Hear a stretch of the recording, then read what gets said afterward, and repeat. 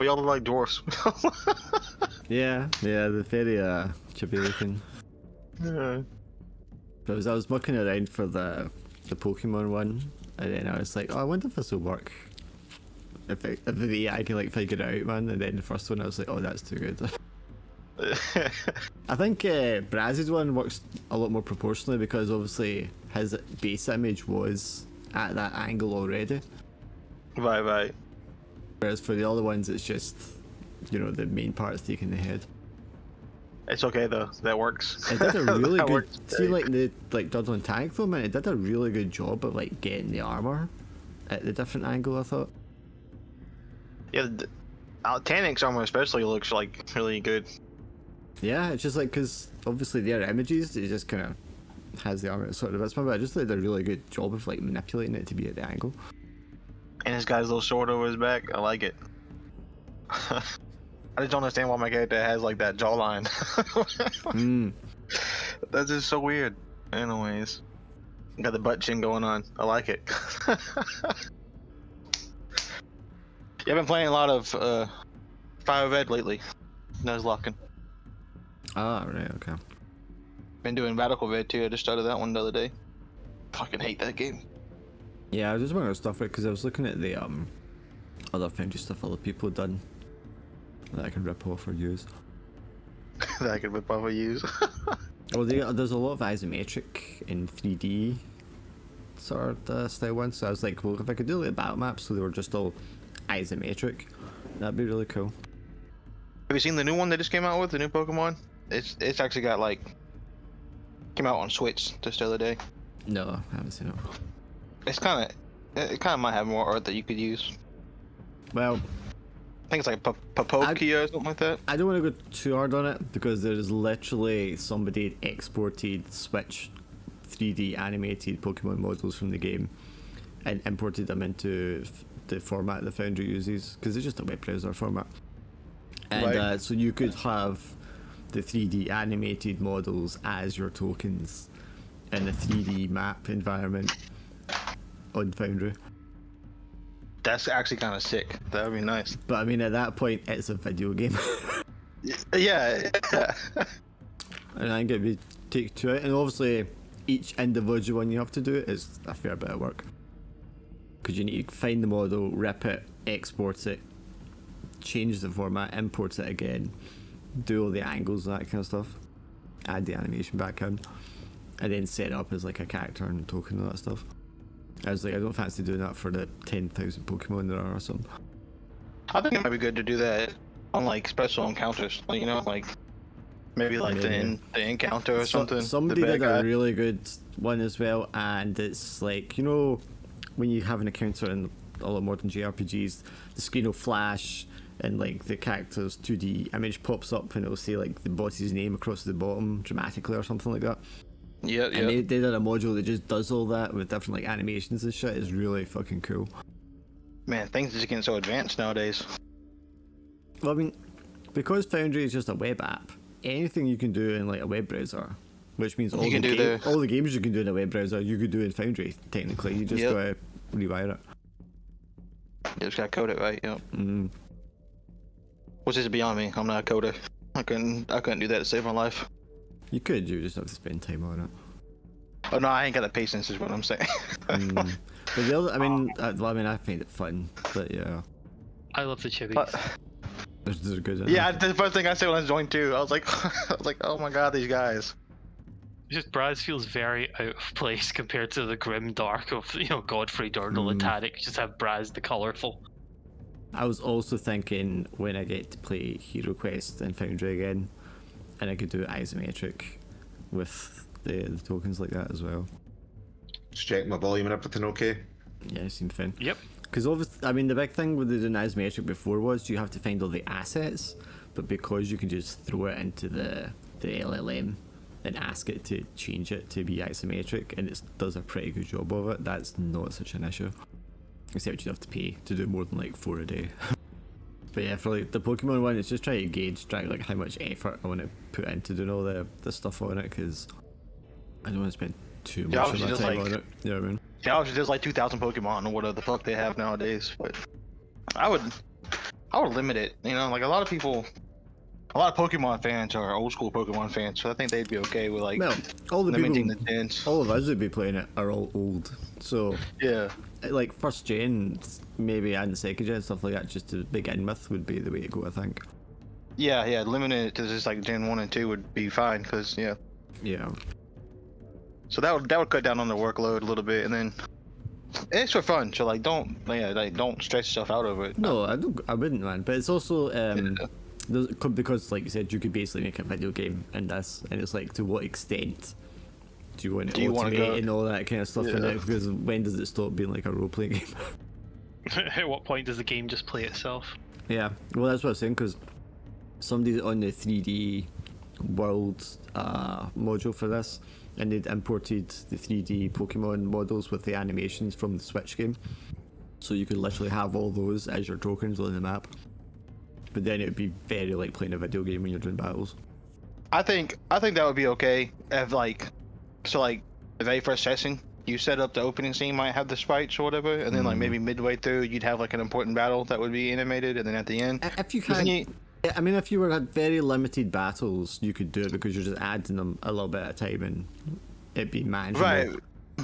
But if you're gonna do a bunch of battles, then I'll just do like set points would have it animated, and then that gives you like it gives you a point of reference. Like the characters, like the players can have a point of reference to what the sprites would look like in their heads when they're role playing it. You know.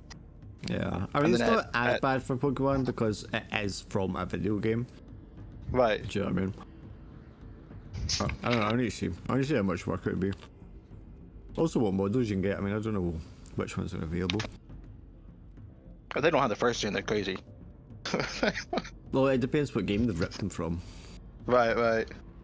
Just use the Game Boy models. Oh, the sprites. The sprites is easy. Yeah, you could totally do it.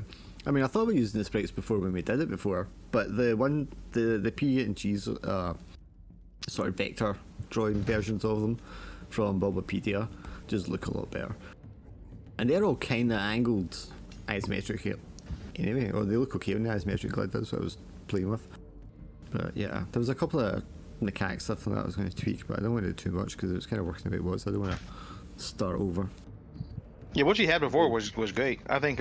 We got to the point where it was working. Yeah, that's a, there was a couple of things. There was a couple of things I was looking at. Okay, that rough even out and stuff, man. But because I'm going to have to change how it's done in the game, because I did it. Obviously, the Pokemon were items, and they had items within items. But then because items belong to an actor, all the Pokemon and all their items, which included their moves, kind of are listed under your one character, which is why it was impossible to, or near impossible to have them like filtered in the list. You just got like all the Pokemon moves for all the Pokemon you have. And if you're going to also have it, you can trade Pokemon or put them into ranches and things like that in storage. I have to kind of change how the data's handled. So the Pokemon should really be actors in the same way that player characters are actors or enemies are actors. Kind of like how you did my Go. Yeah. And then it can also mean, well, I mean, that's what I was looking into, like the party HUD and how you can have subordinates on your party HUD as like other icons, because the UI is like a big element of what I want to how I want it to work as well. Because I'd rather you never had to open up your sheet, or keep it to a minimum opening up your sheet, so you can do most of it just from like the overlay. But it'd be cool to have like everybody, all the player characters on one side, and then have all your Pokemon listed at the bottom of the screen or something like that, and you can just click on them.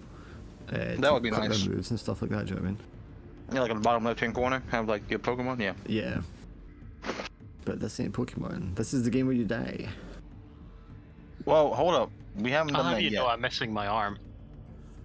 We do have a missing arm. Yes. He's 20% dead. Or is my arm still alive and it's just twitching? I can picture it just rolling down the river, giving you the finger because you've dropped it. Crocodile snatches up. It's just a little chewed. It's still good. It's still good. Oh, you weren't here, Tink, were you last time? So, they travelled down the road and they got to the inner sea. And they were on a ship crossing the inner sea at the moment, in the middle of a storm. So No, wait, you were here. Who wasn't here? It was It's Tom. Jack. Braz. Wasn't it Tom? Braz Yeah, who wasn't yeah, here? That was Braz. Sorry, No, you you're were right. here. Sorry. I'm gonna mix up. Yeah, I was here because when he lost his arm, I was like, my tank. But I didn't say that out loud because I didn't want to be inconsiderate. I still have my shield arm. That's also what I said. I said he can still use a shield. You don't have to use a sword. He's not hitting anything anyways. It was the other time you were missing. That's what it was. I was mixing up with. No, I'm tired. It's because you said last week you weren't going to be here. That's what I'm thinking. You got a little upset about that, Dark. I little salty. always get upset when people don't show for my game. Yeah, like a little salty, like a week. I look like a forward. little... I look forward to my game, so I do get upset No, when that's people don't for entirely me. fair. Oh, I look forward to these games too, so I was also upset. I was like, man, everyone said they could make it, and now it's game time and no one can make it. Yeah, I'm not angry, but I mean, Disappointed. yeah. Because It's like apparently checking in doesn't matter anymore. So screw you guys. that annoys me, man. Fucking. What's the point in asking people the day before if everybody's like, "Yep, fine," and then 24 hours later, they're like, "Nope." Nope.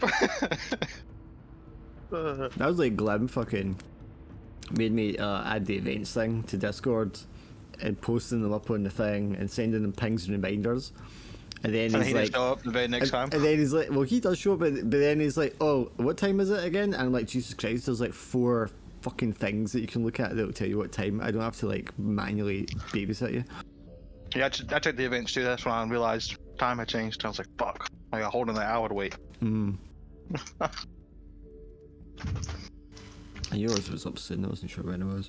Yeah, end of the month it would change again though. You know what's crazy? I woke up this morning and noticed it, and then like time for the game, I done forgot that they'd done it. Yeah. It always fucks me over every year. Like twice a year, it fucks me over.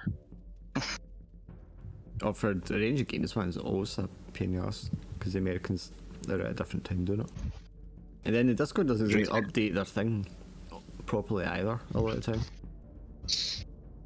It did this time, at least for me. When I checked the events, it said 3, and normally it's 2 o'clock for me. The game starts at 2 for me. I think when Mines changes, it doesn't change it to 7. It like keeps it at the time of day it was, so it changes it to 6 when ours changes or whatever. Right. So I have to like reset them all.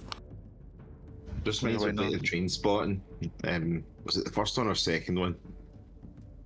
And the guy basically he said, I got my life all together, and then all of a sudden, I'm late for work for an hour. I don't understand. I was late for my meeting. I don't understand what happened. I was also going to add an XP bar to the UI, but it just looked kind of messy. Do I get a level up perk where my arm grows back? Your arm doesn't grow back. What kind of magical realm do you think this is? Just some dwarvish engineering, you know?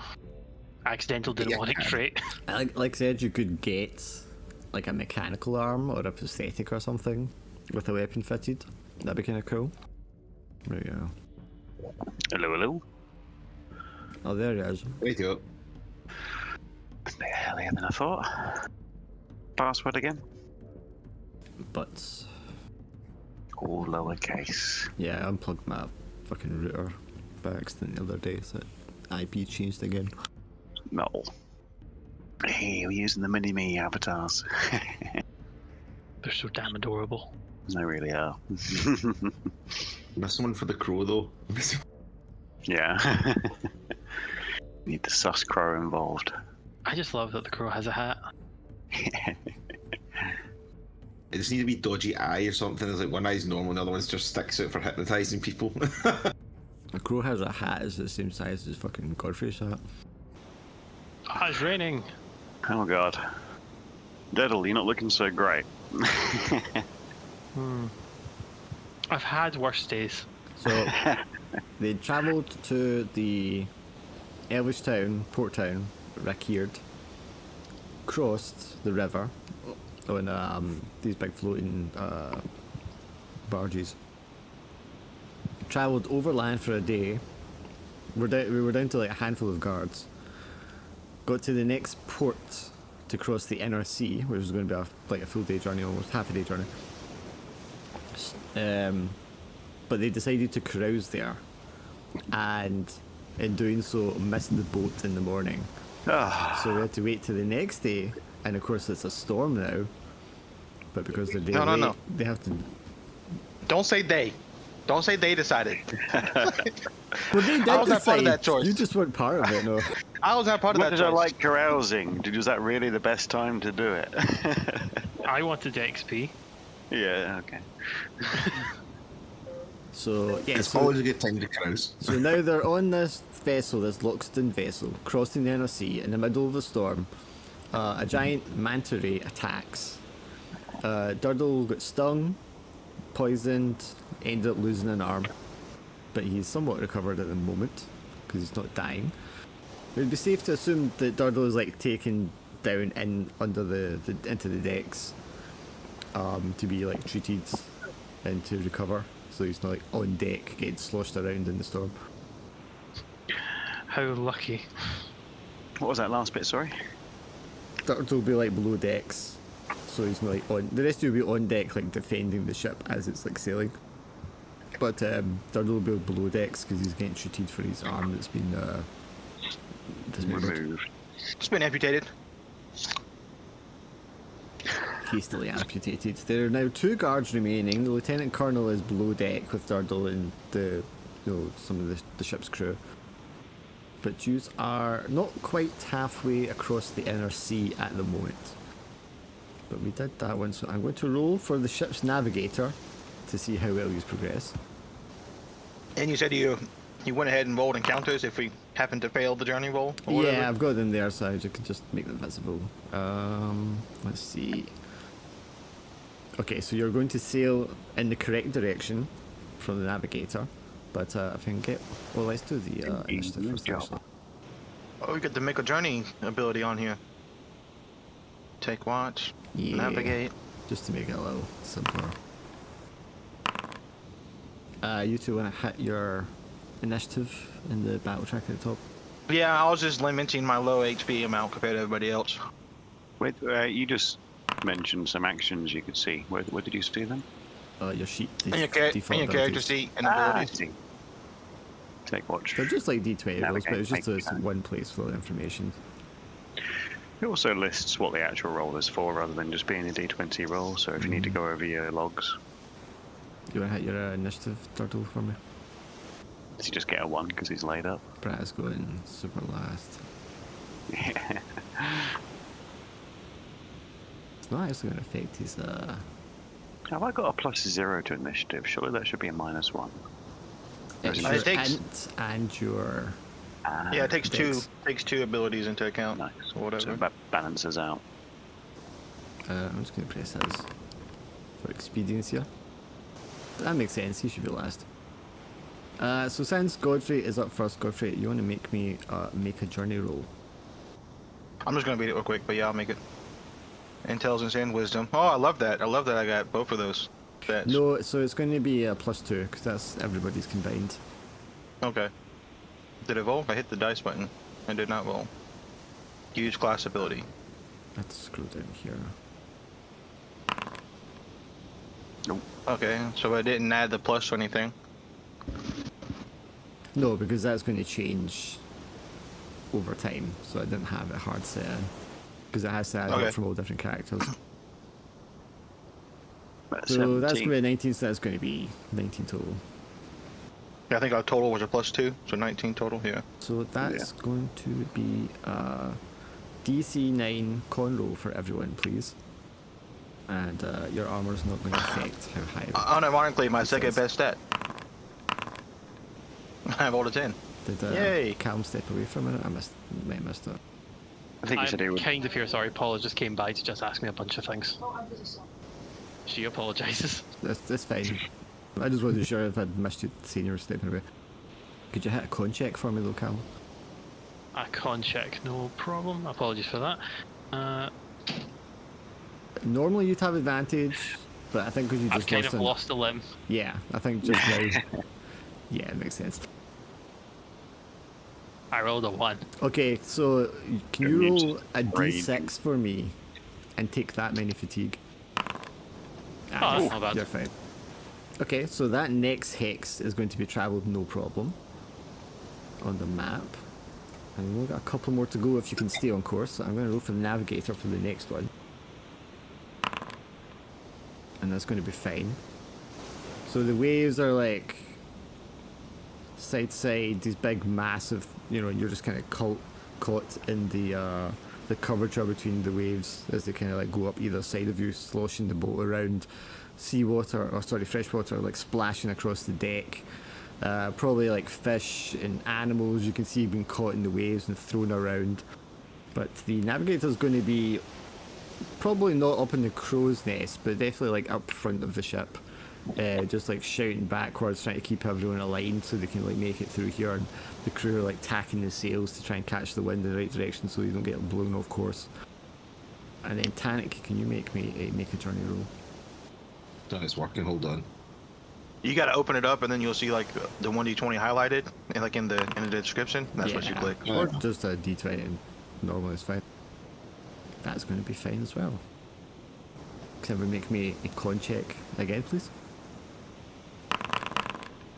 Noosh. Is that 1d6? Yes. Damn. Well, Godfrey and Tanic, you're both going to take 1 fatigue. Braz, you're going to take 1d6. 2. Durdle is fine.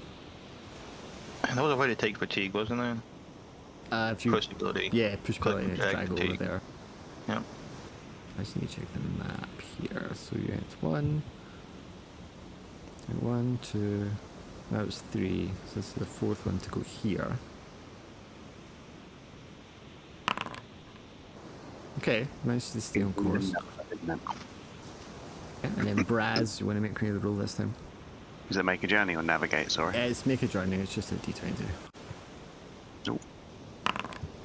Yeah. Roll on the 17, actual die no doesn't problem. do anything, but I did a roll 1d20 from within the description. It does do something. Yeah, I mean with the +2 that's going to be absolutely fine. So could you make the con check for me again? Yeesh. Oh man, I'm failing these. We're good. Take a fatigue if you're less than 9. Panic, 3 you're fatigue. fine. So another con check. Yeah. I'm rolling these all normal, by the way. At this point, you hear the shout land ho, and you can just see like this speck in the distance through the clouds and the rain, signifying the port of Ivorn that you're heading to. And Durdle, could you make a journey roll for one last time? I had all these monsters lined up as well. Such a shame. Yeah, I bet. Left out on the roll of Turtle.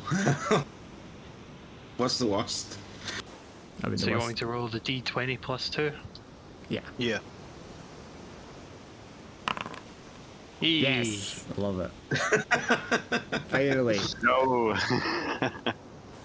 Bye bye, Turtle's other arm. So we've evaded these things, which would make sense anyway, because you're like getting in towards the coast here anyhow.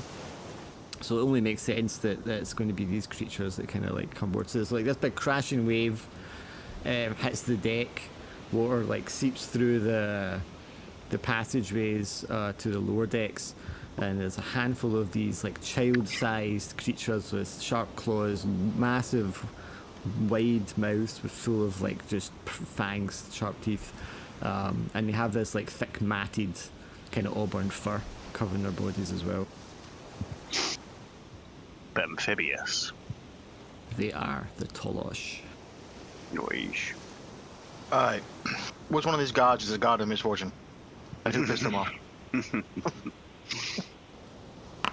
Did they come in with the wave? No, they just jumped Yeah, out of the yeah, like water? the wave crashes, hits the deck, and they all just like land on it with it and just like start scurrying around and attacking people. I'm going to attack the Zigard. I think I've already made one critter's reference, so I'll keep that to myself. What is the guard's AC here? Okay, he's hit. Listen, they have guns. So what? Blow them up. Gee, run.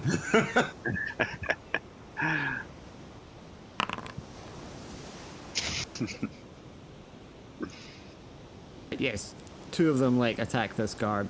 One of them was kind of like fended off with his spear. The second one just like leaps on him with this big massive mouth and just takes a chunk out of his neck and kills him. Brutal. These guys have been getting one shot the entire journey. If they get touched, they die. These bloody companions, eh? They do keep rolling incredibly low for their HP.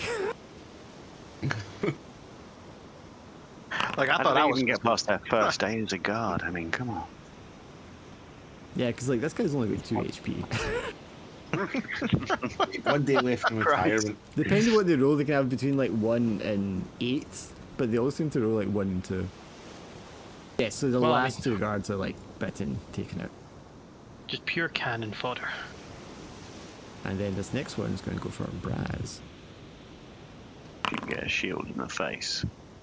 It's going to do 2 damage to you, Braz, as it takes a My chunk of you. goodness. But then it's your guys' turn. all right. Finally, Shouting wildly as this angry otter takes a bite out of me. this thing's not in the middle of the ocean, so I can attempt to use a spell here. Da-da-da. Attempt being a bit fiddle. Now, I here's rolled a 12. here comes the thing though. Cube of ground. Does that just mean any surface, or does it mean like earth ground? Because it's turning. Because otherwise you're turning the wooden boards into quicksand, which seems kind of weird.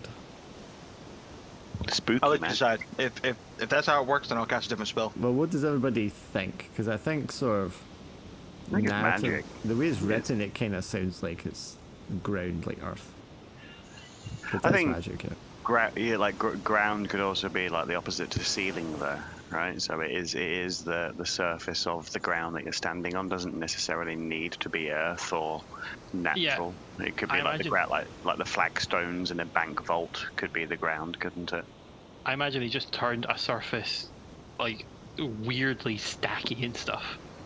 Like it looks like a plank board, but the moment your foot hits it, it suddenly, the pattern of the wood grain suddenly dissolves as it becomes like quicksand or something, like that kind of creepy. I will magic. I will say last time we played, I didn't cast it because it was the ocean, and I was like, there's no ground for me to turn into Yeah.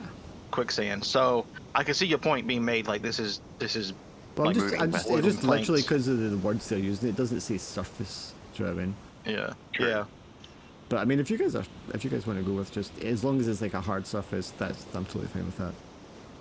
Like Sure. moving. So you are. I'm sure you're assuming you're targeting in the midst of them here, so you get as many as possible. I want to target like maybe like something like this here, so it would get the ones up top here, and if that misses the one on the bottom, then so be it. Kind of deal. All right, so you're maybe not getting the front couple, but you're getting all these. Like yeah, ones at a like time. if I don't get the one fighting Brads and I don't get that one, I'm okay. Yeah, As long as yeah, I get yeah. the majority of the Sure. others. Yeah, that's totally fine to me. The front line's already hit us, so yeah. Yeah. Slow the back Yeah, I'm line. trying to keep them from overwhelming the front line, so they just come in at Totally, one yeah. or twos. I imagine because it's the floorboards that are getting turned to this, the parts of them that get kind of stuck in it are like poking out the bottom, so they're in the ceiling where Durdle and all that is below, and they can see like the legs sticking through and stuff like that, and wiggling around. I like to move too. Yeah, just go ahead and move your guy. So let's get to the back of the boat. They also swapped out Bard allies because they now have Chuluds, who's this Lockston with a trumpet. Yeah, our bard's not as offensive. Although Nah, they I'm seem not- to have been missold how adventurous we are. Audibly, Well, hold up. Audibly, he's just as offensive. Hold on now. He might have been misled, but then like the first adventure we had was a giant sea monster, and one of us lost our arm, but we still beat it. Like, that's a pretty good story. That would try to attack. I'll move in and attack the first one that's attacking Braz in, Okay. where the other ones start coming in. Nice. Is that a reflavor of the original bard we picked up from the corrals I was here for, or is that? No, when they rolled corrals, they got another bard ally, and then the two bard allies dueled, and this one won, so he got. Oh, nice. Yes, they do over who was going to have the glory of joining the adventurers. So We you didn't- didn't want us to collect a full 5-piece band after a certain amount of time, then? Is that what I'm hearing? To be fair, that was more my decision. Was like, no. I feel it makes sense for the bards to duel. I don't think it would make sense for us to have a stacking pile of bards. Yeah. It was offered to have two bards, but then Dodo Yeah, was like, you- no. They have to duel for the honor. following You me missed around. the chance of us having a portable opera following us around. That could be great. Like the Philharmonic Orchestra just tagging along every adventure we go on. With Brad's preaching every time they make a tune for him. Look, I understand what was the more optimal choice. I chose the funny choice. Yes. Sorry to interrupt you, Tannic. That's fine. Tannic, you miss with that attack. Do you want to take fatigue to have another go, or you want to just go? I think we'll just. Already got quite a bit of fatigue already. So Okay. yeah, I'll leave it just now, These just in ones case we need. are quite possibly going to be stuck anyway. Are you using a shield now with that longsword, or are you still two-handing it? Two-handing two swords. Oh, nice. Swinging those velvet swords everywhere. That is a crit failure, so that one is not only going to be stuck, it is going to have its head submerged into the wood and kill it. I like that. Just a pair of fingers sticking up out of the wood. Or like half a skull or something like that. Top jaw still gnawing at the wood grain. He choked on wood. It's okay. Yeah. Well, I think it's only natural that the one that went for a swing at me. Although we are down a tank, actually. I think, actually. Let's have a look at my stat array. I could. No, I'm at an even number right now. I can't take any more fatigue. I'm gonna try and attempt to cast a spell. An Naturally attempt was made. An attempt was made. That is just losing the spell, isn't it? So I don't think I'm going to try and keep the spell by spending any more fatigue. So I You think could that also luck to reroll the roll if you wanted. That is right. I do have luck. I'm going to use it now. Let's remove that cross and go again.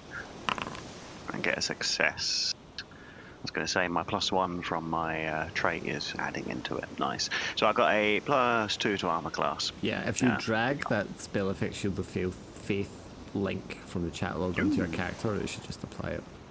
Nice. So I'm up to 16 as I stand on the front line, trying to hold the tide with Tannic. Let's see if this one can break out. Another critical fail. Wow. I don't like how this is going. I'm gonna say that right now. I don't like this at all. You don't like how the enemies are dying, or are I don't like how the enemies are dying to crit fails. This is not good for us. Look at about to turn it around. Yeah. What I hear though is the ship is going to give them XP because the ship has killed the enemy. Your ship is now upgraded. Okay, so I have character levels. So I have 3 hit points. you're below and no deck. weapon. Someone is like obviously tended your wound, put you below deck.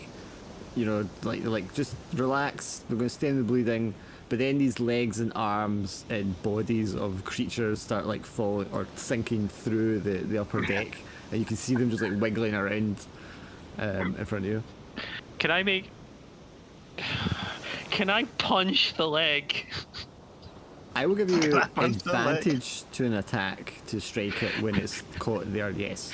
Right. This is purely because it is to get my hit points back to hit the enemy. Right. I just want to confess there's a reason why he's doing it. He's just like, obviously Durnall's motivation is there's an enemy, I will help, and he'll just punch the leg. Well, I'll give you a choice. You can either have advantage because it's easier to hit it, or it will have a lower AC because it's been like restrained. I think lower AC actually makes more sense. I think lower Advantage AC. also gives him a chance to crit. I though, will doesn't it? half its AC for you to try and hit it then. Take the AC loss. Yeah, if it's half Take an enough. AC loss. Didn't matter anyway. Oh, there we go. Critical. What was I saying Oh, about man. Advantage increasing your chance to crit. Look at that. All right, roll your healing. Get He's 8 got hit 8. points back. Hey, that's not bad. That's not a bad amount. So damage is going to be, it does 2 because it does max, and then you add the 1 roll, so it's going to be 3 anyway. And it's one of these ones that have been restrained, so let's just say this one. I'm just like, I'll help guys! Punch, punch, punch. Won't kill it, but you can see both its legs kind of like curl upwards as it tries to like recoil away and pull itself up, but it's just like stuck fast with the bottom half sticking through. That's just funny. And now that was this one. Just airboxing someone's nads as they dangle through the I was sea. about to say he punched him in the nuts. I was about to- Oh, Oh man, they just can't break free. You didn't even roll that high a DC for no, I it. only rolled a 12. Yeah, I only rolled a 12. I was like, damn. These are I'm all not like gonna keep anybody 4s and stuck. 7s though. Oh hang on, right, so this one's free, so it's gonna attack. Like, I don't know what the dex score is either. Like, the modifier for that would be. That is a very weak attack. This one going for Braz. Yeah. That's not gonna hit me either. Wow, these are really not doing much. Alright, I'll move the crow down this way. Out of all the encounters, this is a encounter that was like multiple low level things. I think I am going to help Baz here with a hypnotize. If it even works on these guys. Yeah, well, they're not high level. I'm gonna do that one. And this guy needs to move back. He don't need to be up there that close to the front lines. What is he doing, Mr. Client? I mean, he's just there for positioning, but yeah, I imagine he's undercover in a doorway, just kind of Okay. like watching. Probably got, because he's got a couple of assistants with him to help protect him as well. Although they will not be battle trained, that is your job. Yeah, no, they're literally meat seals with him, like these guards were for us. Yes, basically. Ablative wounds, to use a wargaming term. I can either jump back and roar and see how many names get scared off, You or could. get freaked out. You can do I that think I'll maybe if you try want. that. Up back a bit, just makes it hard for them to get to us, and then I'll do my roar. Yeah. Do the roar. Okay, that's going to automatically, when they trigger, cause them to try to make a check to see if they're on or not. Ooh. Is it a check if they're affected? Well, Is they're that- if I also. remember correct? I mean, the thing is, they're also stuck. So even if Right, this so one is afraid, even they if can't you go. can't go anywhere, yeah, I would have just killed it.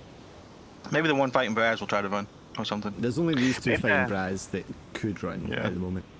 Yeah. And they run into the quicksand afterwards because they're running too quickly. They run into it. Yeah, that's what Thinking. I was hoping. I was hoping like the random direction he walked would maybe put him in the quicksand, and then you did that too. So like maybe you could put that one in the quicksand. I mean, attacking them doesn't remove the fear, does it? It's not like No. I mean, it's usually when something is either half dead or half of their number are dead, they roll to see if they want to keep fighting or if they just flee. So if these are low level guys, so when they get scared from the roar, we just count it as if that's already happened. where's my morning star gone? For some reason my morning star wasn't equipped. I don't know if it's because I've got an elven spear equipped as well. Don't know if that's I shouldn't have you were that. saying you've got like 2 swords equipped, but you only have 1 sword equipped. I think that's Tannic, isn't it? Me. Yeah, I was Tannic, talking yeah. about me. I tried. It says the slot cost is 2, so 2 swords did go across, but for some reason it's not showing up on the other bits. I think it's because it's the same weapon. Right. Okay. That makes sense. Ooh, I've got a bunch It was of working diables. last time until I moved it to the bow from another combat, and then obviously when I tried to put it back on, it's just been weird.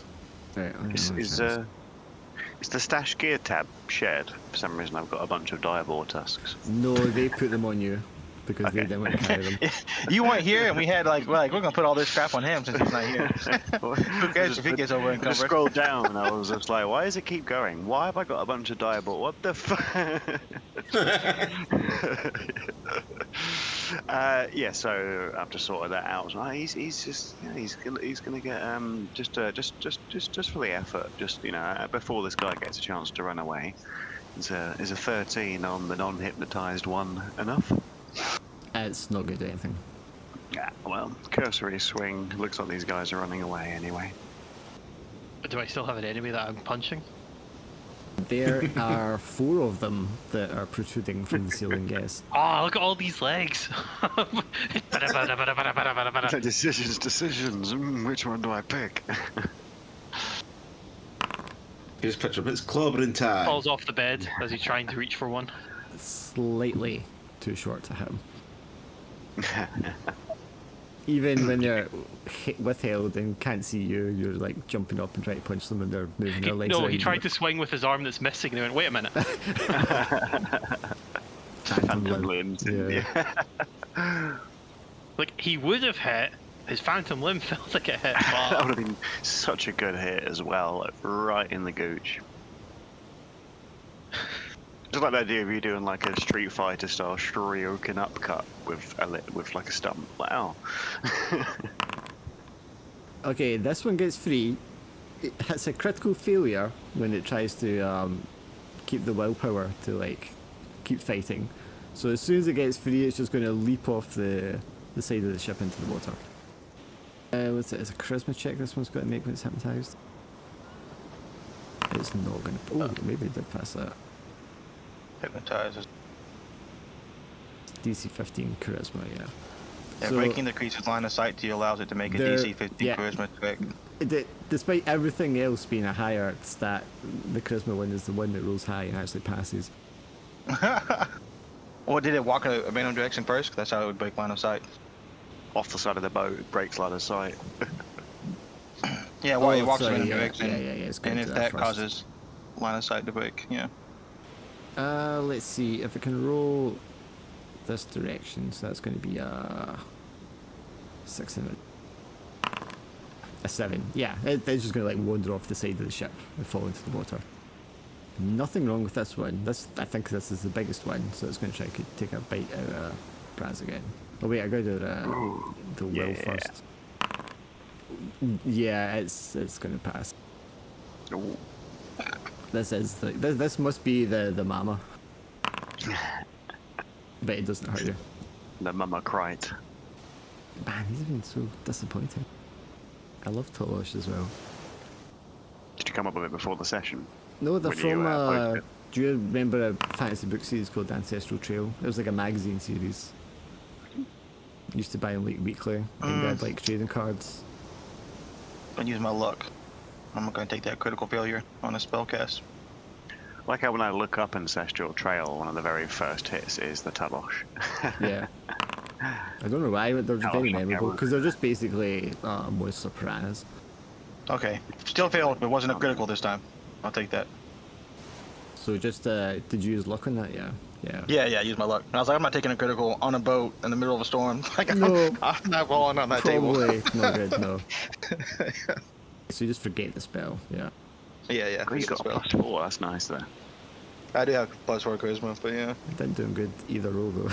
No, yeah. I rolled a When 1. he said a followed by a critical 2. failure, I was looking at the 5 being like, how? There's 4 restrained. Well, 2 restrained that are dead, and 2 restrained that are still alive, and there's one big mama one that is like trying to get Braz but unable to hurt him at the moment. So what do you want to do, attack? I may as well help kill the one that's can't do Braz. Yep. Is that Braz? Okay. Let's move up here then. And go slashing time. Right, so hang on, when you're dual wielding, you've got -1. So that 7 becomes a 6. Not that would matter anyway. But you would get to do the damage twice and pick the highest. Yeah, that's what it's supposed to be, basically. So the negative is -1 to attack, but you get to choose from the highest of 2 Oh, rolls both. for dual wielding. Oh yeah, because you roll the damage for both weapons, and because he's got the same weapon twice, it's just the advantage basically. Nice. But that's miss anyway. Does this one break free? They are not getting free. They're drowning in the melting floorboards. Scratching. I mean, the big claws. They're just like scratching furiously not gonna- above and below deck, trying to like pull themselves out, but their bodies like literally bisected by the floorboards. The boat owners aren't going to charge us to carve these guys out of the wood, are they? Because once that spell wears off, it just reverts to solid wood. They've just got a bunch of of the Talos just stuck in them. Imagine if Listen, we saved their lives from a giant mantine and this. They better not charge me shit. Yeah, that's true. You're alive. Your boat is still intact. I'm sorry that you need to redo the deck. You know. Imagine as long as you Yeah. had a spear, you could just spear them dead. They were meant to be. Oh yeah, but you're then left with organic matter That's true, fused yeah. with your deck, though. That's what I'm saying. Are they going to charge us to hire a carpenter to cut these guys out? Great 6 to is know. not going to be the one, is it? Very Just have like a much cross so. section of organic matter, just like it goes wood, wood, wood, flesh, wood, wood, wood. Well, polite question: do we still have any hanging enemies? 2. Oh, there's still 2. 2 dead ones Still and 2. 2 live ones that are kicking. Okay, you're looking for the twitching ones, aiming for the twitching legs. That hits him. Because it's half AC, so yeah. Yay! Still not quite dead though. That's fine. It's to restore my hit points more than anything. Imagine it's like, you know, in the boxers, they have the little ball on the spring that they just punch repeatedly really quickly. Yeah, that's what I was thinking of, like airboxing. That one that you just punched, can it get out? No. This one's gone, so let's take that out.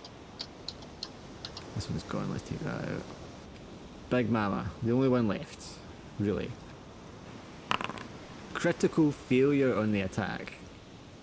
So, That mama against me, was it? yeah. So I think I will just give you a free attack against it if you want. Saint Taragnus protects, ladies and gentlemen. Is it 16? It's going to do damage. Ah, we've got some damage. She a big girl. She a big girthy girl. It's the first time one of us has hit her, isn't it? Well, my only damaging spell is out. I suppose I'll just attempt. Oh, you lost eye bite. Yeah, just attempt another hypnotize. Yeah. Oh yeah.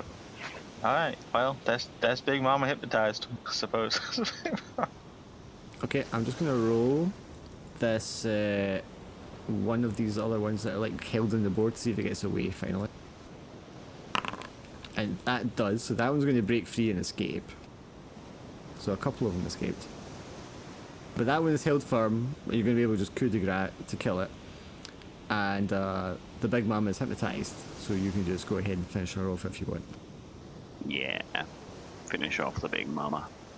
Because I think on the ship deck like that, there's not really somewhere she can wander off that they're going to break line of sight before you get to like finish her off. Sit down. Is it still my turn? My turn at end? He's finished them. That's your turn. Yeah, you hypnotized her. She's stuck. So I mean, you guys can just do what you want with them after that. Yeah, you guys got the weapons, you kill her. So everyone can get an XP for killing the Tolosh. Jack, you can have an extra XP since you're the only person that didn't cancel on the last week. Hey! Sticking to a schedule. I like it. It's the first time I've been rewarded for that before. I want to say it's the second time he's actually done that for me. You just leveled I think up. in like Well, you also never Yes, you were. correct, so they're a bit ahead of you in XP. yeah, but I also try not to take any of the risk in combat. I try to stay out of the. That's because you've got 9 HP. Yeah, so I'm okay that I'm like, well, they're getting more XP understandable. than me. Yeah. So there's nothing I can do to help in combat really, besides utility. What you are now for on your way to level 4? Yeah, I'm at 19 out of 30 XP. I'm at So- 15. Yeah. Very nice. Check the map here. Okay, there is one more hex to walk into. 'Cause that was 4-1. Being downed early did help me too with levels. True. I think I've been down twice now, but the second time they didn't give me no, just once. It was done just once. Finally, with the dispatching the Tolosh, the storm starts to lessen, the water's calm, the sun starts to peek out through the clouds, and you can see the city of Ivorn in front of you along the coast. I read that as Ivory Market, and I got very concerned. As we approach, can I just gather everyone around after that fight? Especially around Durdle on his sick bed, and just lead us all in a bit of prayer, and No. maybe just bless all of us, or attempt to bless as many of us as I possibly can after that. Oh, yes. As land comes in, but of course you do need to actually listen to his sermon. Of course, totally. I'll listen. Let me get my earmuffs real quick. I'm just gonna take this moment to listen to my podcasts and let Yeah. you drone on, and yeah. So I go for Drac first. Let's have a look. Yeah, I'm probably gonna fuck up the first bless, but oh, look at that! A nice little bit of inspiration there, Drac. You know what? So attentive. Thank you for the sermon. It's definitely one you've all heard before. I'm going to pretend like it's the first time I've ever heard it. And then Durdle, brave Durdle, having lost an entire quarter of himself on, pledging life and limb to the cause, etc., etc. Hey, he got it too. There we go. Another little inspiration for Durdle there. And Tannic, ever vigilant. That roar was just masterful, just instilling the fear into our enemies as ever. Such a reliable companion. And if I do say so myself, I like to think that I certainly contributed here. And Durdle, if we, do you think perchance you might need a cure wounds before we enter town? Or do you think you can make it to the next tavern? As he looks at you through a swollen eye and a still bleeding stump. So I got a nice bless for myself. You got your look back, Tannic. What were you saying, Tink? I've got loads of herbs I can give Durdle to heal up. Did you do your level up? Because I still see the arrow in your sheet. I was trying to pick a skill, but then I rolled for the skill. Are you supposed to roll for it? You did roll for it. It's in the chat. You got the herbalism check advantage. Right, cool. Just need to move it to my character sheet. You drag that onto the box that pops up, or the sheet that pops up. I don't remember. And you make a character and experiment with it, so I know what I'm telling you to do. You'll know if it works because under your level, under your talents, it will stay there. It will say like what level you gained it at if it's done it properly. I just took 1 fatigue to push that failure into a success. So you heal up 10 there, Durdle. I'm That's almost perfect. healthy. And the 1 HP's gone. It's because his arm's missing. He can't, his healing's capped. Oh, is it? What do you reckon? Melee or range? Well, I mean, you do more melee, don't you? Well, you rolled the damage. advantage for the herbalism first, so that's what he's going to take. I don't know why it's not transferring over. I'm trying to transfer.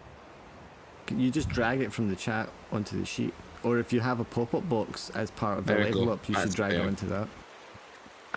Yeah, herbalism advantage check. Nice. That +1 to melee attacks and damage though would have been nice. Well, he's already got like +2 for that. Oh, is he? Okay. Exactly. So basically, my herbalisms are likely to go off even better now. I have just infinite supply of complete healing. There we go. I don't know why it says you got that at level 1 there. That's weird. I'm not going to argue with these sheets. No idea. Grants, you're level 4, which means your roar is now more effective as well. Ooh, yeah.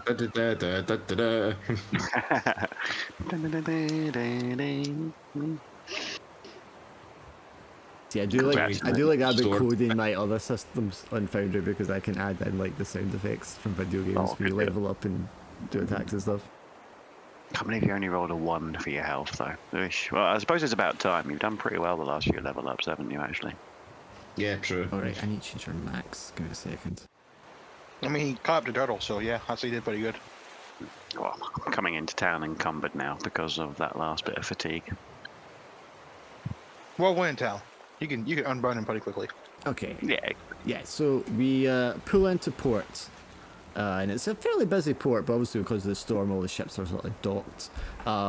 If you're able to look in the map, you can see that the NRC goes northwards through the river out to the ocean. So this is the port they would take to do that journey as well. So there's a lot of the sea traffic. Is that why it's the map? But the Oh, yeah, it's in the journal thing, yeah. I actually Yeah. have a scene you can look at as well that I'll put up. I'll figure it out later. It's the Genont map zoomed in, isn't it? We're looking at. Yeah, if you want to see it close. The city is, carved from this beautiful white marble stone.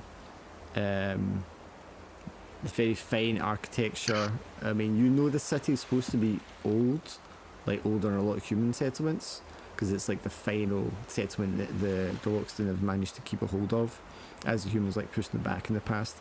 But it doesn't look old. I mean, the architecture looks new. It's been very well kept. There's obviously a great deal of craftsmanship going into it, but it's distinctly like not human in the like layout of the city. There's a lot of like trees and the jungle allowed to kind of like grow in a controlled manner in the streets and between the buildings to retain this sort of like natural feel. But and it's not as maybe like clustered as a lot of human settlements are. It's like quite spread out along the coastline here and into the valley beyond. Bit sprawling as opposed to condensed. Yeah. Because it makes sense. Because I mean, these are large people; they need space. We can carry stuff further than little humans as well. Yep. So yes, we arrive here, and you're with Shadir. You pull in. Lieutenant Colonel, what's his name? Roshmi is there, and having lost every single one of his men, apart from the ones that like left you, like gradually over the course, he doesn't look as if he's that bothered. He hasn't expect. It just is a. Did we not pick up on some? Weren't the guards slowly leaving, and they're acting really suspicious in the first? They were just leaving. They're just gone. Yeah, they. Somebody talked to one of them, night, managed to get information out of them about it. They're deserting for any reason? Like they didn't care for They the had a Irish? secret mission, basically. They were to go raiding some temple, basically. I wasn't sure if they were. I wasn't sure if they were leaving to then come back as finger quotation marks bandits later or something. But yeah, he doesn't seem bothered. He doesn't seem like angry or dejected or downtrodden about it at all. He just marches off ahead of the magistrate. They share a few quiet words on the port. The what's it called on the pier before they go off in like separate directions. Shadir turns to the four of you and says, "Well, that's an eventful journey. Thank you for your service and escorting me here. Once we procure our lodgings, we will settle up. And then perhaps we may have more work for you after that if you're interested." Yeah, looks like you're running low on guards. I don't suppose you'll need further protection after this. No, I mean, we should be quite safe in the city. The Loxton are trustworthy people. Hopefully our discussions go well. Well, when you're ready to settle up and want to discuss further employment, do send for us. So his assistants are going to go off to speak to their representatives, people they need to communicate with in order to get him set up where he's going to stay. You guys have free wander of the city, so where would you like to go? Well, I'll let them decide. I already have what I want to do in mind. What you do? Well, it looks like we've got some bits and pieces to offload. Should we make that our first port of call? The marketplace. Yes. I've got those diabor tusks to offload. Can find someone that would want to buy those. The marketplace here. Can everybody open the token first of all? Double clicking it as much as I can, but it won't open. No. It Right. says no. I believe it is because you don't have tokens on the scene, so if you want to drag your character onto the screen from the How do you do that? Actors tab, Actors tab. Okay. if you drag your token on the screen, I think then you'll be able to interact with it. It won't let me drag it on. I can't out of drag, the yeah. actions directory here. Okay, let me just do these Cool. quick. It wasn't me that made him, or was it you that made mine? That was me. I can click on it. It opens my character sheet, but I can't. I'm on What? my cut now. Opens. Yeah, it works now. Yep. Works now. Yay! Yeah, you're going to be on the scene for whatever reason. Oh, the scrolls. cool. Oh, then they cost so much gold. The what? Yes, unlike the other towns you've been to so far, the Ooh. Loxton have magic scrolls available in their marketplace that you can purchase. Can you learn the spell permanently, or is it a one You have a use? chance to, but if you fail, the scroll is used up. Mate, they got magic missile. But Bravo. it does get easier like each time you fail. I don't have you any already got- gold though. What Scroll of Raven? Is that something you've? Oh, we had loads of You gold. can Have we not? scroll Or in it, I put think off it'll tell you storage? the thing. Do what? Thought we had loads of gold or something from the last one, or do we spend it all on shields and stuff? If you Everybody recall, spent most of their gold last there time. was a carouse roll and some Yeah, people lost their money. Yeah, The I was the description only of one. the scrolls don't tell you what the spell does, unfortunately. If you click on I kept a lot of my gold. Raven, but- for instance, and then click on its description, and then you click on the link there, and then you click on the description again, you can see it. There something hidden under the description? It gives me Anyway, like a I can read it to you. Raven is you whisper a message to Odin's own ravens, and they carry it across all worlds to its recipient. Speak How a do you short open it? sentence in the name of its recipient, dead or alive. That creature hears your utterance whispered in its mind. Cool. So you click on the scroll, then you go to the description, and then what? And then you should see like the name of the spell there under It the just says description. hidden. Ah, okay, that's why you can't see that. Yeah. If you ask me which one it is, and I can tell you which one it is. I was looking at the scroll of Raven. If I can look at all of them, so I can read all the scrolls, because I do have money. I just don't know which one I want to buy here. So Well, I had to sell those goods I bought on the other marketplace to. Like I bought them just to Burning sell. Hands is creatures within an area take 1d6 damage. Okay, so that one Pure- works. That one's not hidden. So why was just the Raven one hidden? It could be because it belongs to a different class. That might be Um, right. Because some of them so are is it a wizard wizard? spells and some of them Yeah. are pre-spells and such. I have a question about the Locke's weapons that I've seen. Yes, they are Loxton crafted weapons. Yes. So the description says you need a strength of +2 to wield them. Yes. If your fatigue adjusts your base strength, does that mean you can no longer You'd wield be them? too weak to use it, yeah. That is dangerous then. I probably won't buy one of them, unfortunately, as nice as they look. I am always one fatigue away from dropping. Well, hang on, what am I? I'm actually at. I've got 4 fatigue. So I'm at a total of 15 strength, which is +3. So I could take. I believe all the Lox versions are just +1 damage. Well, let's Yeah. sell all of our treasure first, and then we'll look into buying stuff, so we can get all I that. was off just seeing order. what was new first, and yeah. Yeah. You just want me to just give you your payment for the job just now? May as well, and they'll work it out from that. Okay, so you've got 1 gold, 2 silver, and 50 copper each. 1 gold, 2 silver, and how much copper? Sorry. 50. Oh shoot. The dieboard tusks sell for 1 silver and 95 copper each. Obviously, like the other markets, the further you are away from your starting town, the worse the prices are. Yeah. So let's just look at the prices when you sell those. You said how much? So that's going to be 15 gold, 15.6. So 15 gold, 60 silver. And so 15.6 gold so far. That's what you got from selling. So I got from selling the die. Well, if I haven't clicked sell yet. I just pulled up the calculator to see how much 8 times 1.95 would be. I think you don't get the full price, so you'd have to see what you started off with, and then If it's treasure, you'll get what it displays, I think. Yeah. Can I do Okay. 8? No, it says I can only sell 1 at a time. If it's classed as treasure, it'll give you the full whack, I think. 3, 4, 7, and 8. Whoosh. Just gonna be right back, grabbing a glass of water. Yeah, I'm gonna go get another drink. He's gonna let me know when you're done with all the wheeling and dealing. Oh, I'm looking at 800 copper right now. Let's condense that down, shall we? So I got 760 copper from selling those. Is it 10 copper per silver? No, 100 copper for a silver. It's 10 silver, 1 gold. 100 copper for a silver.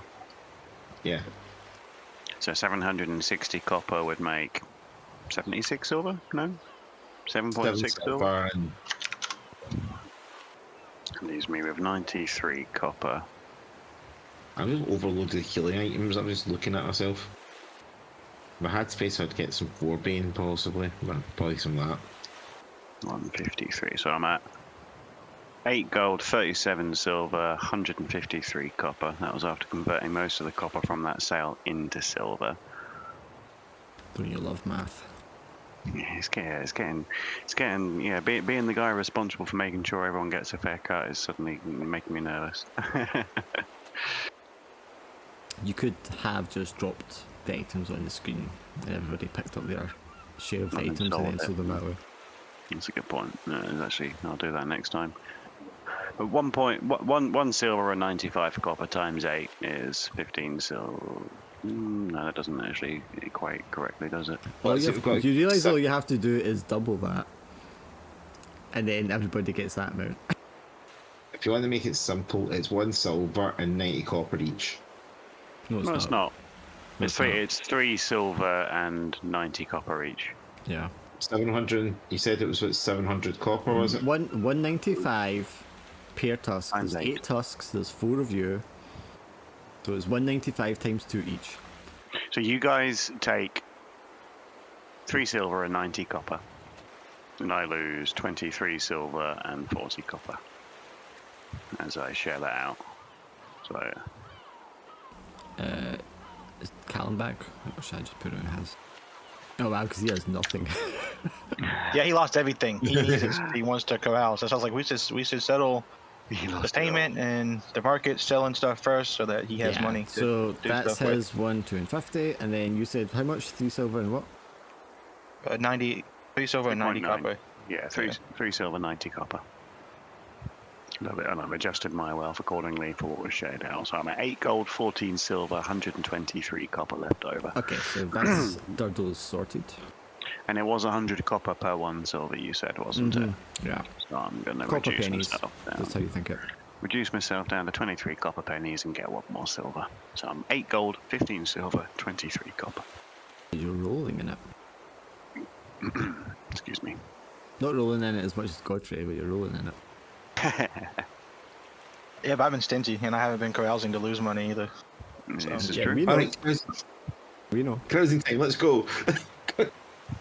Well, that is an option. You are here in town, do what you like. Go look at that locked pole hammer there. We are now kind of Thanks. at the bit where I was trying to get to since the beginning, where you can do what you want. Yeah. I would like, because they were talking about a bunch of temples around here, so I would like to go raid a temple, but I don't know if we can. Yeah. Let me just. When you are done, we can look at the overland. And you can kind of see because now you have free reign, and all around you is just this like wild jungle. I didn't mean to buy. Damn it! I clicked on the wrong thing. Do I get if I bought something by accident? Can I get 100? Is there a way to get 100% resale value back? Yes. on it? Just, Tell me what it is. just put the It was gold back the- in your it was the- inventory and then delete the Delete item. it, yeah. Yeah, it was the Lock's mace. I meant to buy the Lock's Morning Star, of course. So what was that? It was 1 gold, 4 silver, 40 copper. What I'm concerned out is we kind of lost our sort of luggage storage for carrying stuff, so I need to take the stash out and actually deal with. I'm going to deal with all the stuff we had stashed. What are you going to stash? Now, remember, some of the stuff in your stash was in. Oh no, this stuff you got on you, and your stash will be on the ship. Yes, Because your other stuff's in the gold one, isn't it? Yeah. Yeah, there's 17 all the gold in stuff we the have. guild. Now there is a Black Swords Guild hall here. We do have a presence here. That's good time. Nice. Could we withdraw? Like, if we had money put in the guild, could we withdraw money here? I would think once they can verify it, yes. Because I could use some of that gold to buy some of these scrolls. Yeah, I would imagine the guild masters use like the Raven spell or something like that, and you can communicate with each other, or have someone who knows that spell to communicate with other guilds to verify these kind of funds, so that you can use that across places. Physical items, obviously not. But if you wanted to sell stuff, I mean, you could just change it for value. Well, I know That's it's everybody's gold. gold, so I don't want to just take gold randomly, so. I definitely got gold to share as well. Like even after buying an upgrade to my weapon, I'm not seeing anything else that I particularly want to buy. So I've got 6 gold to spare. I want to buy the burning hands scroll. That would take all my money. What, 9 golds? Yeah. Yeah. How much gold do you have? Oh, I have 10 gold. I could buy it, but I'd literally be out of gold. And I was like, I don't like being out of money. You're not out of money At though. least You've got eight a whole bunch of money in the guild stash, like you said. Yeah, but I like to have some money Yeah, on me well, in case we come across another city that doesn't have Yeah, but like guild you presence. could draw money out of there. That's what we're saying. Right, I'm basically asking everybody's opinion. Like, can I draw some of that gold out to buy the spell? Well, So you getting a really good offensive spell automatically contributes to the party, so I'd be happy for you. Where have we kept the guild stash? How much gold is the there's guild 17 gold in store? there. Oh mate, yeah. If we got if we banked more than 17, more than 15 gold, and it's 10 for the Burning Hands. What's the description on Burning Hands? Is it just a big nice? It's an everything? area, so I think it's like close area, and it does 1d6 to everything. Because it just fires like a burst of flame from your fingertips. I mean, theoretically, how many? That's a nice little AOE spell that you got there, isn't it? So I pulled 5 out, and then I'll use that towards the scroll. yeah, man. Okay. What was it market at? I can't imagine the other guys have got an issue with you getting a nice bombastic spell like that. But obviously, if you approach Braz, he'll happily hand over the money. I just got If you're forced to unofficial read his treasurer speech anyway, bubble about Braz. fire. What was that? Sorry. I think we made you unofficial treasurer anyway at one point, Braz, when we were because we're too drunk to be left in charge of the money. A circle of flame that fills a close area where you stand. So then, how do I go about learning this or attempting to learn this permanently? It's a int Or even check. can Well, I? when you've got the time to, you spend your time studying it, and you make an int check. And if you pass the int check, then you've learned it. If you fail the int check, you've wasted the scroll. But the next time you try to learn it, it will be at a lower DC. You also have your I luck. believe. We got some luck. Yeah, that's right. Yeah, yep. This is literally the whole reason I did this for. I need to wait until your fatigue doesn't impact intelligence, does it? It's just the first 3 stats. Let me go double check about learning scrolls so it's not any different from learning other things. Scrolls M1s. Because I have, when I sold my goods that I have enough to buy 2 scrolls, so I can attempt this twice. I don't know if the base rule book hasn't got a chapter. It just says using scrolls, not learning from them. Scrolls are a DC 15. But when you're learning like other skills, I think they start at DC 18 and it gets easier each time. But scrolls are just like a flat DC 15. So it won't get easier with more attempts, basically. No. Alright, well, when they go corrals next time, I will be attempting to learn the spell. That makes perfect sense, yep. What you said skills are DC. What type of skills could you attempt to learn? In You downtime? can Like try I and tried- learn anything you want. Yeah, like last trade session, when they were doing that, I tried to get better with using the 2 shields, so I didn't have the penalty anymore. And then you could try to run a new language, or Oh, nice. Yeah, examples it gives you are things like auxiliary skills, like languages, how Horse to do riding. something like, horse riding, something like that. They might give you the ability to do an action you just wouldn't be able to do before because you don't know how to do it. Or if it's something you kind of would have been able to have an attempt at before, you might get advantage on those checks. I also put in one that's like weapon mastery, so you can like practice with your weapon to get better at using it. yeah. So like Tanic could technically learn the dual wield, and he could probably get rid of that -1. Yeah, well, you can either get a +1 to hit and the damage with the weapon, you can crit on the 19 or 20 with the weapon, and the other one is you can increase the damage size of the weapon. Yeah. Ooh, very nice. There's 3 like levels of mastery, and each time you do it, you can pick one of those.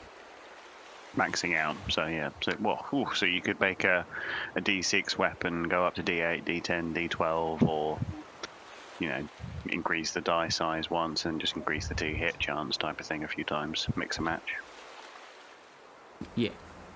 Is it multiple? Little new arm, by the way, as well. We still need to Do you need to do multiple successes, or is it just something that you track with how many successes we need to get for the skill? Or It's a DC assuming- 18. If you fail it, the next time it's a DC 15, and then it will go down a Nice. tier each time until you've learned it.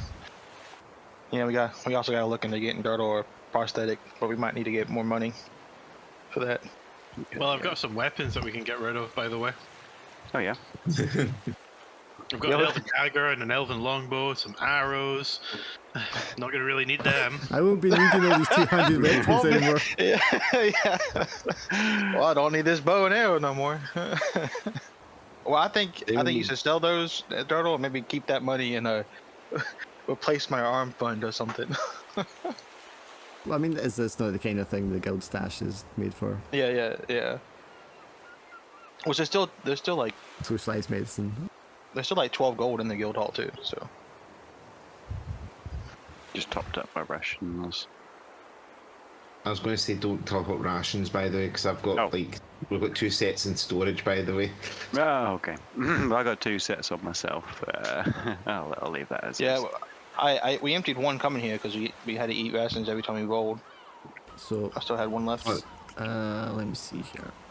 I'm just trying to think, because obviously with the guild hall, money is transferable, but the physical items won't be unless you want to like sell them. You would just say to the guild, keep the items, give us cash. But obviously, if you left your elven ingots in the other city, you can't just draw them out here. So I could either make a second guild hall, and put some of the items into that one if they're getting stashed here, which is probably the easiest way to do it, because I think labeling them and another thing might be too difficult. We should probably avoid stashing in multiple cities. Should probably try and keep everything that we stash in Janesh. Is that a home city? Janesh? That's a yes and a no, because like if we're out exploring and we came back this way, it would be nice to have a stash here.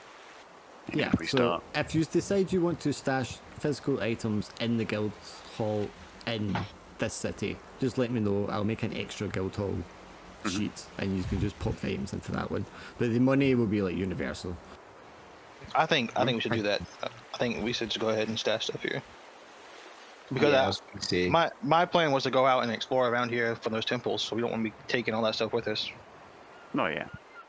Okay, I'm just duplicate this. This is Ivern. I'm trying to figure out what I can actually leave behind. I know I've got some I double up with my inventory whenever I hit fatigue, because it hits both my strength and my constitution. So I know that's majorly impacting how much I can carry right now. But I'm trying to figure out a way if I can reduce that. That's why my constitution's lower, because of the amount of stuff just now. So that's why I went to like store stuff and also rest to get fatigue away. I think I've carried a lantern and an oil flask around for so long, despite the fact that I've got the light spell. I got a light spell too. I would drop the lantern. Maybe keep the oil. Could someone check for me Guildhall store Ivern? Can you delete an item from that inventory for me? Because I don't have the option to. Guildhall store Ivern. I'm gonna delete some of these rations, right? Real quick. Or am I attempt to? Try. I can take split or inspect, but I cannot delete. The Ivern Guildhall should have everything deleted from it anyway, so if you just try and delete something from it for me. Well, when I click on it, there's no delete option. There's take, split, or inspect. Okay, so nobody can just delete them from there. That's fine. I will just drag them into an empty character and do it that way. Yes, it's both annoying that stimulants take up an inventory.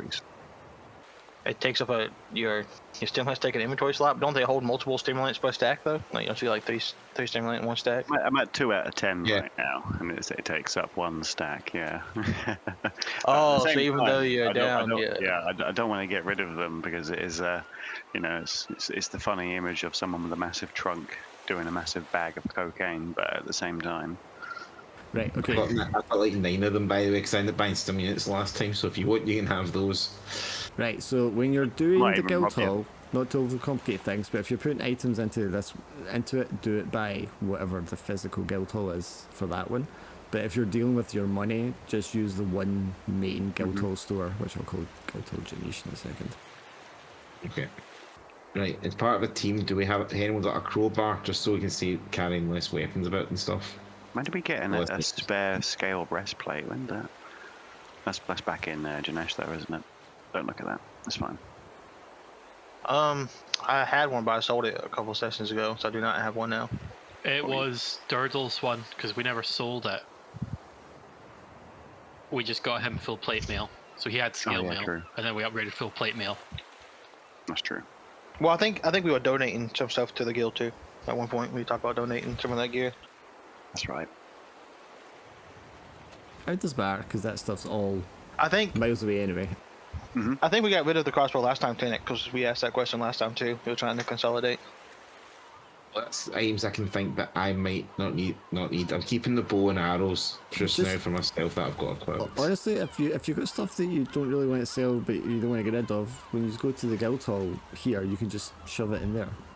No, he was asking who had what, so he can limit how much like stuff we take with us. Like we don't need 2 people to have crowbars. We only have 2 people. But to what I'm have... saying is you can just throw it all in its stash and then you just can worry about it later. Because I mean, a crowbar or something like that isn't really worth anything when you sell it back anyway, so you might as well just throw it in the pile, right? Do it. Put it in the pile. Well, all my stuff's been put up. So before we actually interact with the Ivern Guild Hall, however, you will need to go there and speak to the Guildmaster and stuff. So are we done with the market side? I think so. I'm down to 6 gold, 40 silver, 23 copper still. I think that's correct after doing that mess up, sell and rebuy. Okay, so you get to the Guild Hall. Well, you can probably ask her in town or wherever, Guild Hall. Point you to the Black Swords Guild Hall. You tell by the emblem above the doorway when you enter it's the Black Swords, because it's cross swords. And then when you enter, you can hear these loud, booming voices echoing through the halls and like laughter. And as you kind of like approach through the hallways into this grandiose building, you can see this crowd of Loxodon sort of like standing or sitting around in the main area, discussing and joking with each other. Should we go join him? What do you all think? Should we go join in with them? I mean, we are here to talk to him, aren't we? So I mean, Braz, you haven't been to Ivor before. I'm assuming you haven't spent a lot of time around other Loxodons before. How does it feel to be in like the Loxodon city? It feels a bit sheep. Maybe it's just something that he's heard about in passing. So he's got that kind of, that reality meets what his expectation was. And I think that there are certain parts of it that are certainly meeting the expectation, definitely. So he's probably acting very much like a tourist as they're coming and going from like the market to where they're to the Black Swords hall, as it were. And as you enter this chamber and you can see all these other Loxodon, Adventurer Loxodon, Black Swords Loxodon, discussing. Were you expecting the Black Swords here to be all Loxodon themselves? Black Swords are usually known for being quite like a boiling pot, aren't they? Like mixed races, aren't they? So yeah. It takes them by surprise, I guess. Maybe not too out of the ordinary, but... Sure. As you approach the one, which is a kind of larger male with a darker skin tone, and he's wearing this kind of like brass head plate helmet, like raises one hand to kind of get your attention. He goes, "Welcome, fellow mercenaries." He questions you. Yeah, that's right. We're well, I guess we're from the Janesh chapter, or Black Swords. He gets up, walks over to you. "I don't think I recognise you before, young one." No, it's my first time here. Raises an eyebrow. "Really? This is your first time in the city?"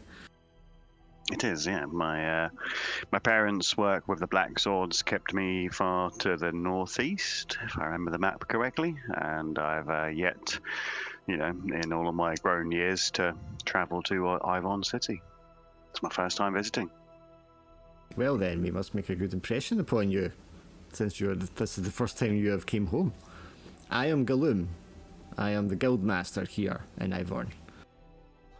Yeah, I think as Galoom says that, he's definitely caught Braz in a moment where he's like maybe led into one of the larger rooms and he's like admiring the art. He's sort of got that dreamy like architecture as Galoom says that, and it sort of snaps Braz back to attention and he introduces himself and sort of sweeps a hand to the other three with him, giving them a chance to introduce themselves too. Galoom has not an aggressive or unpleasant expression when you motion to the others, but he does let out a kind of a snort, which maybe because you're not used to Luxton, you're not entirely sure how to interpret right away. He raises his trunk and then raises a hand to you, Godfrey and Doddle and Tannic. Welcome. Doddle tries to wave with his phantom arm, pauses. Other arm. That's quite Hello. an injury you seem to have caught there, my dwarven friend. Oh, it's just a flesh wound. I'm sure it'll grow back. I think. I'm not so sure. That's not how that works, Turtle. Well, he is demon-born, so we don't know. Last time I chopped off his horns, it took him about 2-3 weeks before they grew back, so I expect the same for his arm. Last time a demon-born character in one of my games lost an arm, it did grow back. It grows back as a leg. It's like, oh. I did have my hand removed and it got replaced with a demon hand. Yeah, I'm talking about you. Yeah. Yeah. tiny T-Rex arm. Yo. When he's kind of, his eyes go along the line, saying greetings, reaching out to shake your hand, and then when he approaches you, Tannic, he goes, Liet. And is this your first time in the city also? That I can remember. Looks familiar somehow. Yes, I mean, we give home to many Liets in these parts. Many of them pass through our walls, our doors. So, you are here on business, I assume? Well, we've just wrapped up a bit of business, actually, that required us to come to the city. I see. So, Anything interesting he says as he turns around and walks over to a table full of fruits and vegetables. I think Braz doesn't see any reason to withhold anything, so he'll tell them the reason they came here was to protect a dignitary traveling with. What was the title you gave the other gentleman that wasn't the VIP? Was it the Lieutenant Lieutenant Colonel of the 3rd Battalion, 2nd Company of Renton Army? Yes. Yeah. Braz will be forthcoming. He'll let them know what the nature of the last job was, and might even spin off on a tangent about how we were attacked by a manta ray, and hence our companion's missing limb. That is very much new and happened on the journey over here. Also, mention the. Did you want to say critters again? Talosh, wasn't it? You said. Talosh, yeah. He'll also mention the encounter with the Talosh before they actually entered the Bay Harbour. It's a river, isn't it? Yep, they all politely listen to your tales. One of the other elephant guys that sat on these big, massive, beanbag cushion couches just picks up. So how is the war going to the north? How are the humans faring? Braz only really knows what the general public would also know. So he's not really a person that presses too much into the matters of the war. I don't know about the other guys. Another figure who appears to be a female Loxton, dressed in these soft green robes. And so, why are they sending one of their commanders down here? You'd have to ask him yourself. Gollum gives you a big pitcher of fruit juice and fixes one for himself. Well, perhaps we will speak to him at a later date, but for now, please make yourselves at home. We have rooms you can rest in, there's plenty to eat. My home is yours. Wonderful. Any outstanding works that we could maybe pick up whilst we're here? Or anything? Most of the work you'll find down in these parts, my friend, tend to be escorting adventurers and the like into the jungles and to the lands beyond.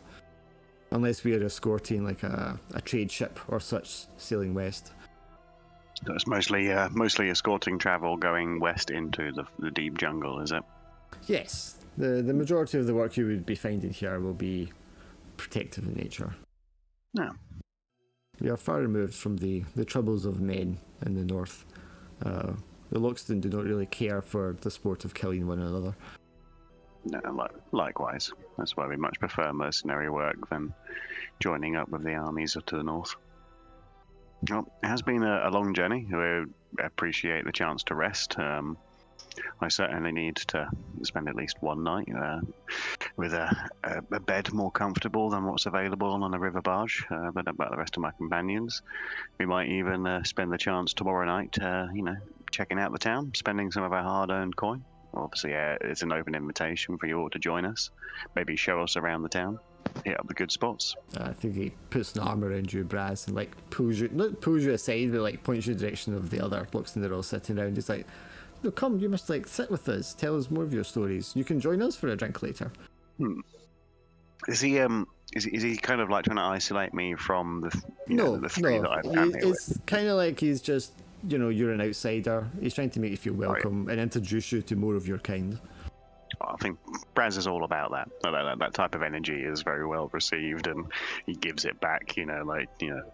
Tenfold type of thing. And did we keep any of the elven wine? Did we bring any of it with us as well? Did we have the foresight to always carry some of that nice elven wine, or do we just leave it in? I literally just put elven wine into the guild hall store here. If you want to pull it out and use it. Yeah, if we brought some with us, then I think this would be the perfect point to crack it out. Yeah, I brought some with me, and I put like one jug in there. So. Yeah, I would ask one of you guys to present it, sort of like deflecting over to one of our guys to get some of the praise as Braz sits down with the rest. I don't drink, but I'd be happy to give it to you so you could drink with him. You're a serving boy now for the night. No, I'm not a serving boy. I got things to do, but these are your people, so have fun. I think giving them like a gift like that would be well received. And immediately, Braz, you'll feel very welcome in this group as one of their own. Just talking to him for the next little while, you discern that Gloom is the guildmaster here. The other 5 here are like 2 separate groups that kind of like work together as mercenaries. But they are, they're quite good friends. They're battle mates. They've all been together on different jobs and stuff like that. But you sit down with the wine, and they will happily sit there and talk away to you for the rest of the night if you want. Yeah. Can't think Braz would be the type of person to try and press for any, important rumours about the city on the first night. He'll probably just let the conversation flow naturally and eventually, obviously, do his best to retire so he can remove some of the fatigue that he's feeling from the journey. Well, the rest of you all want to bed down and rest before you decide to start carousing, or do you want to just get on with carousing? I feel because Braz is at 4 fatigue, he would place a focus on wanting to rest before carousing. He wants to be at his best when he carouses. He doesn't want to go into a night of debauchery and drinking, tired. Yeah. Right? What about the rest of you? Panic sort of feels a wee bit out of something about this after he asks if you've been here before, and he can't sort of remember being here. He's sort of been off-put a little about the place for some reason. It might just because it's such a larger place that he's used to, or because there's probably more Thanians and stuff have been around. I sense. Well, I mean, it's the Thanians. This is the Thanian city. So are you saying that's what makes you uncomfortable because you're around so many Thanians? Well, basically, Thanians like himself, he has a big thing about him because he was obviously abandoned by a lot of them. So, being that he's sort of surrounded by a lot more, maybe, or potentially seeing a lot more of his sort of kind, he's got more nervous around this place. Sure. Because you're used to being. So, I mean, like, most of the city will be Lockstones. There will be an equal amount of the is it Torrens I called them, the wildebeest looking guys. That's what I was going to ask. Are all Hauler Thanians Loxodons, or are they also all the Hauler ones are Loxodons, but the wildebeest ones, the Torrens, they will be here in equal number to the Loxodons, although it's primarily a Loxodon built city, because they would have been close allies. There'll be more Leots wandering around than you've ever seen in one place. So there's a lot less of them, but they're not highly uncommon. There'll be the occasional group of like elves, and then the spattering of like humans in amongst them as well. But the Thanians, the Loxodons, and the Torrens are definitely like the majority population here. So it's more that he's concerned about seeing too many sort of Leonuts and thinking this is a city where like he's more to see more of them. That's why Tannic feels a bit more unsettled, I'd say, than he would be like other areas. Like 1, maybe 2 is not a problem, but a city it's got probably a wee population of them about is more. Yes, there would definitely be a steady small minority population in the city, yeah. Okay, yeah, and that makes you feel unsettled, sure. So are you also thinking of resting for the first night, at least, Tannic, as well? Yeah. Dardle's like, "Are you sure we could go out for a couple of drinks?" Yeah, I think I Brad wave would at say I'd be least happy to one arm. join you tomorrow night. But if you want to go out tonight, then be my guest. Just try not to get in too much trouble. Richard Dundle saying, "You sure you don't want to go out tonight's tiny stub of an arm to try and sensitize like a drink?" I do kind of want to see how many times you try and grab a pint with the missing arm, though, in one night. That'll be The pretty thing is, entertaining. I could see Dardle just staring at the pint, very confused, and you just sort of see the stump regularly making motion, and The veins he's start like, what? popping. And he'll probably be at a point when he looks over at like Braz and just goes, "I think I'm drunk." I think I've got a drinking problem. I can't seem to pick up the pint and drink it. I would very much like to send Dardle carousing and see what he does. Okay, Just so I'm assuming you just want to do solo a single carouse. night crowds, which is the 3 silver, I believe. Yes, 3 silver. Okay, I have a much more advanced carouse table that I have written now. You said it's hidden as well now, as well. I quite like Yes, that. I will roll it and then we'll just kind of roleplay you through it. It's nice, isn't it? I will. was I will knowing take the immediately. best option while they're out carousing. Yes, yeah. I think it's only Douglas carousing, right? I think so. Delete this to fatigue. So yeah, we'll do the rest of you. You can roll 2d3 to recover that fatigue, and you get to roll your hit dice to recover that much HP. Most. But while you're doing that, Durdle will roll his dice. So the 3 silver is just no modifier, right? I don't think it's a modifier. Sheesh. It's a 1d8 roll that I do, or I'm going to roll it for you so you don't know the result right away. cool. I like that. Very. These are like tables within tables for results as well. It's like he's rolled Nested table. twice. Damn it. All right, now he's need to roll 8 times. Oh Jesus! Right, roll 6 times on the following table. Like, oh, okay. Durdle, you Well, what I roll did the was dice. so what I did was for each like result, I made another table that it rolls on, based on the kind of thing that those results, the initial result, was really like. So I think there was Oh, like so you- 14 You piss results off a you could have noble, then before, you so now roll I on have a different 14 table. tables it rolls on. Yeah. Oh gosh. Do you do all the rolling for the carousing, or do we get to roll the No, initial? I'll do it. Let me see here. I've rolled it. I just need to see what the. I didn't tell me what the top line of this was. I don't know what it's supposed to say. Right, that's the first table. Oh god, where is this? Okay. Right. So I'm assuming you're going drinking for your carousal, Durdle. You like hitting the taverns, yeah? I think yes, we're gonna go Right. out to the local tavern, and the thing is, like, these are all elephant people, so Durdle's probably tiny. Oh yeah, you feel like a halfling would against humans. Before he leaves as well, like Braz will give him one cautionary warning. It's like, don't forget, our people have got long memories, so be careful who you piss off tonight. Man, that's result. I am a delight. I'll have you know. I know this place like the back of my Oh wait. The first. I think I'll look disappointed with you as you make that realization. I think the first time we went out drinking, we did walk away when left a burnt down building behind us, and you were left in the stockades. So just want to put that out there, you know. Yeah. And it certainly set a precedent. I know. afterwards. I've got a high bar to beat. I know. No, that's the. No, it's that fine. wasn't the- I that know wasn't what the you're point. meaning, That was- Braz. It's absolutely fine. I'll make you proud. In the back, and actually the bar just falling behind to listen to more of these stories to see what happens. I'll let the Black Swords know to put out feelers just in the event he gets arrested tonight. You know, maybe let us know if we need to post bail first thing in the morning. I'm not rolling this one. I just want to see. Okay, that's how I get it to display. I already fixed that later. Okay, Durdle. So you set out 3 silver in hand, determined to get a good. I don't know. Are you just trying to like shake off the trauma from the ship, or is this just letting your hair down? I mean, what's the kind of motive as you like set out for the night? I think it's like he's the original like Fort Durdle is he's going out drinking because that's what he does.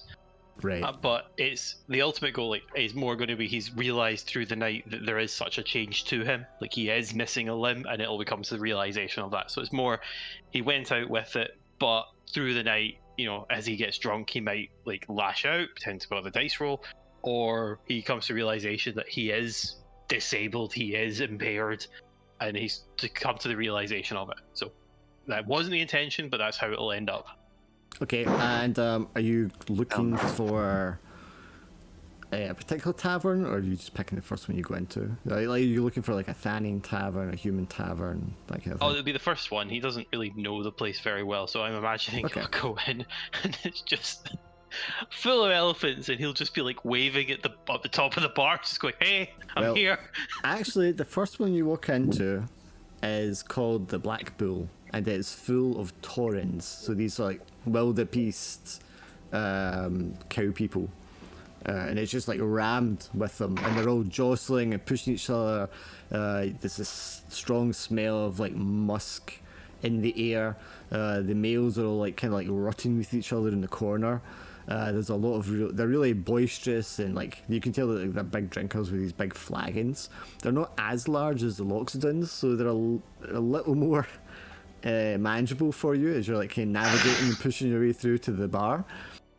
And he fits right in. He's got horns. They've got horns. Fine. Yeah. They don't pay any attention to the horns. In fact, it's probably like a point and talk, and like they're comparing the horns with you. And then, like as the night goes on, you get a few drinks in. You start like, what's all this the rutting about with the pushing the horns against each other, and they start like doing it with you. And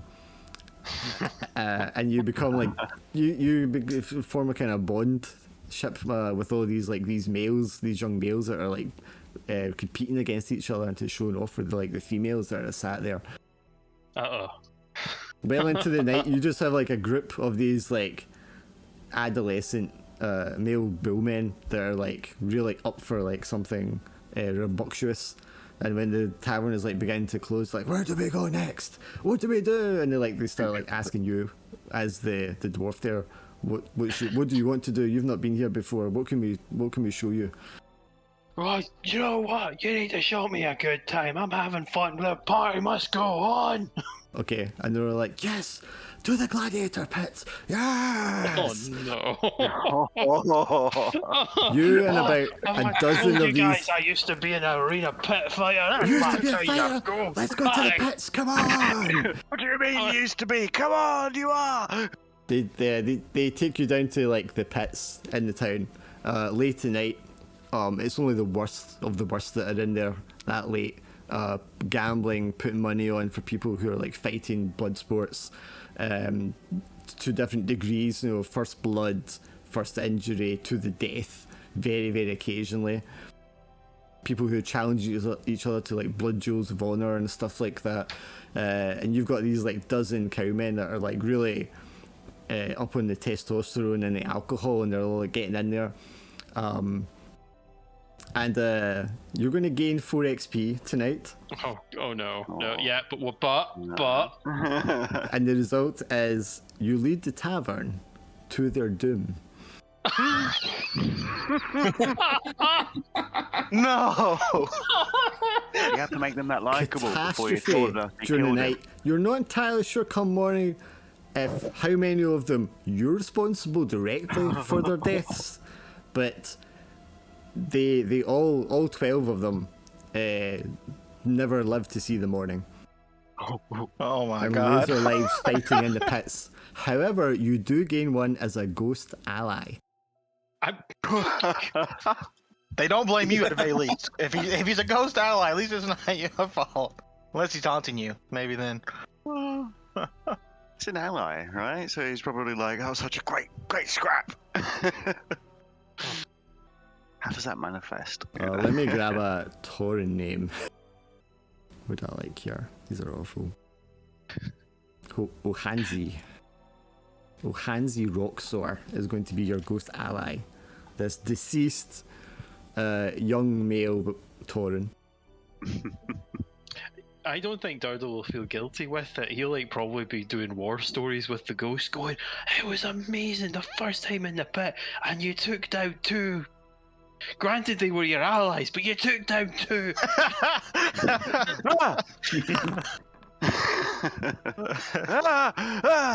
Sorry about that. Yeah. So, but I mean, you're not going to know about it straight away. You're going to wake up in the morning, a sore head, and be like, how do you feel about knowing that all those young men died, or young Torrents died?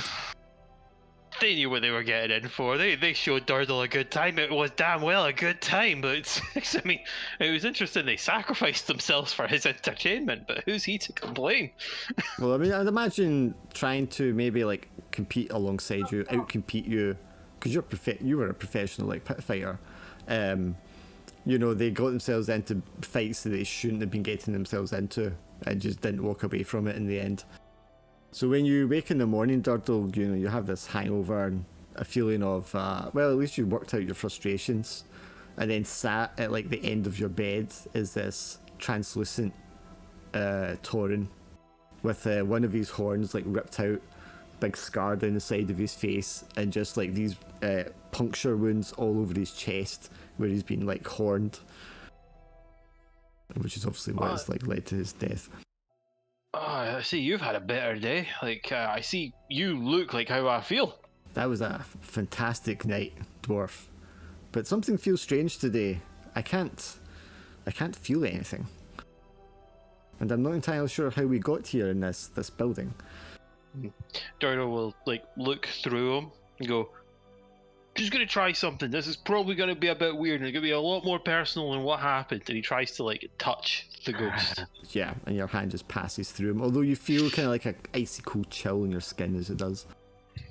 You know, takes it back. Or, I think you died. What? Died? I'm not positive. No. But I think you died. It was that good a night. I'm sorry, buddy. No, that's not what happens when you die. You go to the great fields in the heavens. By any chance, do you have any unfinished business? You got any unfinished business there, buddy? Because I think you might need to resolve that before you're able to go to the fields. Any lingering anger left behind? Maybe there was something I was supposed to do. Something Then I'll that- help you achieve that, my friend. Something I left unfulfilled. But I don't think it's just me. I mean, you look extremely strange this morning as well, Durdle. You're wreathed in flames. Oh god. Now you're not. You just look completely normal. You know, I do feel like I've got a bit of a temperature. I'll be honest. He puts his good hand, hand to his head. He reaches out his hoofed like hand to like touch you, and then recoils, and he's like, "Yes, you're hot to the touch. You're burning. Is that not painful? These flames all over your body." Flames all over my body. You know, like sometimes you do get that after a drink, and you get a sort of prickling sensation through your body. So, it's a pretty normal sensation after a good time out. And your arm is, it's back. I thought you were missing one. Durdle sort of like looks at it. It's like, I have came to the realization, you know, I'm just used to. And the thing is, his phantom arm that he's seeing is like flexing. You know, he's like in the phantom mansion is like flexing and looking like it is, but Durdle, it's just the stump, right? Yeah. It's like, no, I've came to the realization. This is the way it will be. You hear a knock on the door, and the spirit just sort of like dematerializes as Gloom opens the door. Are you well, Durdle, my friend? I heard you speaking to someone. I was speaking to my. He was just here. I guess he left. Oh, did you bring a companion home with you last night? I didn't see you return with anyone. That would make sense. I hope I get to see them again. I had good company last night. Oh, they knew how to have a good time. Shame I won't have their company again. Oh, Is breakfast ready? Are you leaving? Yes, the breakfast is out. That's what I came to wake you for. Fantastic. No, I was just, you know, when you have a good time in the town and you're having drink and you make drinking friends and you're never sure if you'll meet them again. I'm pretty confident I'll never meet them again. Oh, well, that's sad to hear. Perhaps if you stay long enough, you'll bump into them again. I have a suspicion that I definitely will. Well, at least one of them. And he stares at the portion of the bed where the Tauren was. And, you know, like, lead the way, I am famished and my head is in much, much pain. Of course. He brings the. He's like, you know, if you are in pain, we do have something for that. And he offers you like a handful of stimulant. Oh, It's not just me that love it. give me a second. I just want to see if. Aye, go on then. Do I get on the bag first thing in the morning? Yeah, I get on the bag first thing in the morning. Go on then. Who needs coffee? He's like, whoa. I like how it's just you've just characterized these people as stimulant. Well, I mean, I'm actually thinking of, because a lot of like Middle East and that, where they chew like cat. I'm thinking something like that. Or then in South America, they just chew coca leaves. So like doing a little bit of stimulant is just something that they do. It's just the same as drinking coffee, really. And also, they do have massive fucking trunks, so Yeah, you know. yeah. So snorting makes perfect sense. Yep, Dardle will take his morning stimulant. Yep, you come into the main hall, and the other Luxton are there chowing down, as well as your colleagues, who had a very restful night. Oh, it was. I'm almost cleared my fatigue, so it was just, you know, just shy, you know. What was the roll for fatigue again? Sorry, it was 2d3. D3. If you click on like the fatigue ability thing, it tells you, and there's a link there you can press for it.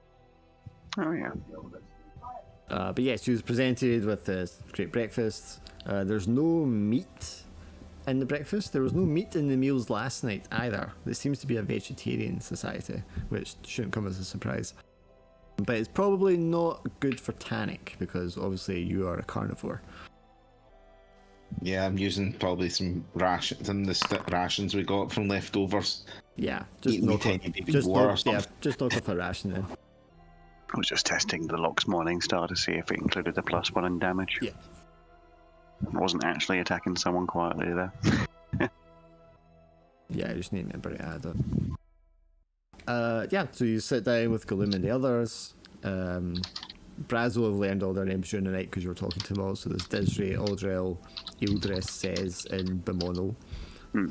Disrae and Aldrel are like a male and female, and they're like a pair that travel together and do jobs together. And the other three tend to like travel together and do the jobs together as well. Gloom, you'll learn, has been Guildmaster here for quite a long time.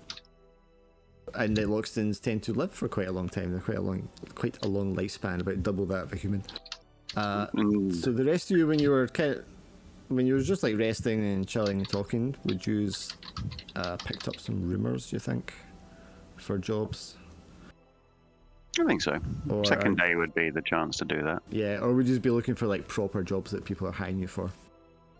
What do you guys think? Should we go out? Because we were already offered further employment by the ambassador, the envoy. Is that the right phrase? Yeah, his role that he was in? yeah.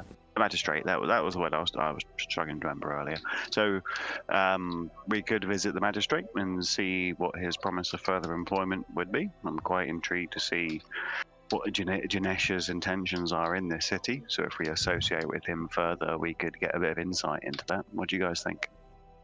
I don't care about that. I was gonna try to learn one of these scrolls and then go raid a temple. That was my whole plan. Well, why are you so keen on raiding a temple? For more money. Oh, well, yeah. But getting paid by high-ranking individuals could also be worth more money. Getting paid chump change to almost die. Like, we didn't get paid crap to come here. Look at all the people who died. Yeah, good point.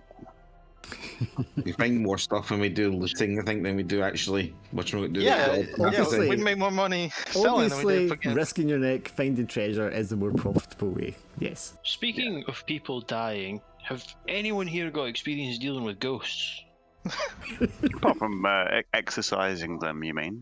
That's my only experience with the undead. That's the only true, natural reaction to them. You shouldn't, why are you so keen on talking about ghosts and undeath there, Durdle? Well, one talked to me and said I was bathed in fire, it could see my arm, and it may have had unfinished business, and I'm just trying to think, like, what do ghosts see? Because, I mean, that was an interesting thing. I mean, I did have a really nasty hangover this morning, still do. I mean, does it look like fire from a ghost? I mean, he may be seeing the spiritual side of yourself there, Durdle. Spirit, those who have moved on yet have not truly, moved on to their chosen afterlife. They may see things differently than we do. And if you don't mind me saying, you do have a demonic heritage, do you not, Durdle? I mean, that might explain why I always run a hot temperature. That would be one of the reasons, yeah, and possibly the glowing eyes and the horns as well. I don't know, that's podwash. I mean, I'm sure other dwarves have glowing eyes and horns. That barmaid we met once, she was a dwarf. She didn't have horns or glowing eyes, Durdle. Are you trying to make an assumption about dwarves? No, of course, I've not met enough to do such. I apologise. Because that's a pretty fair assumption.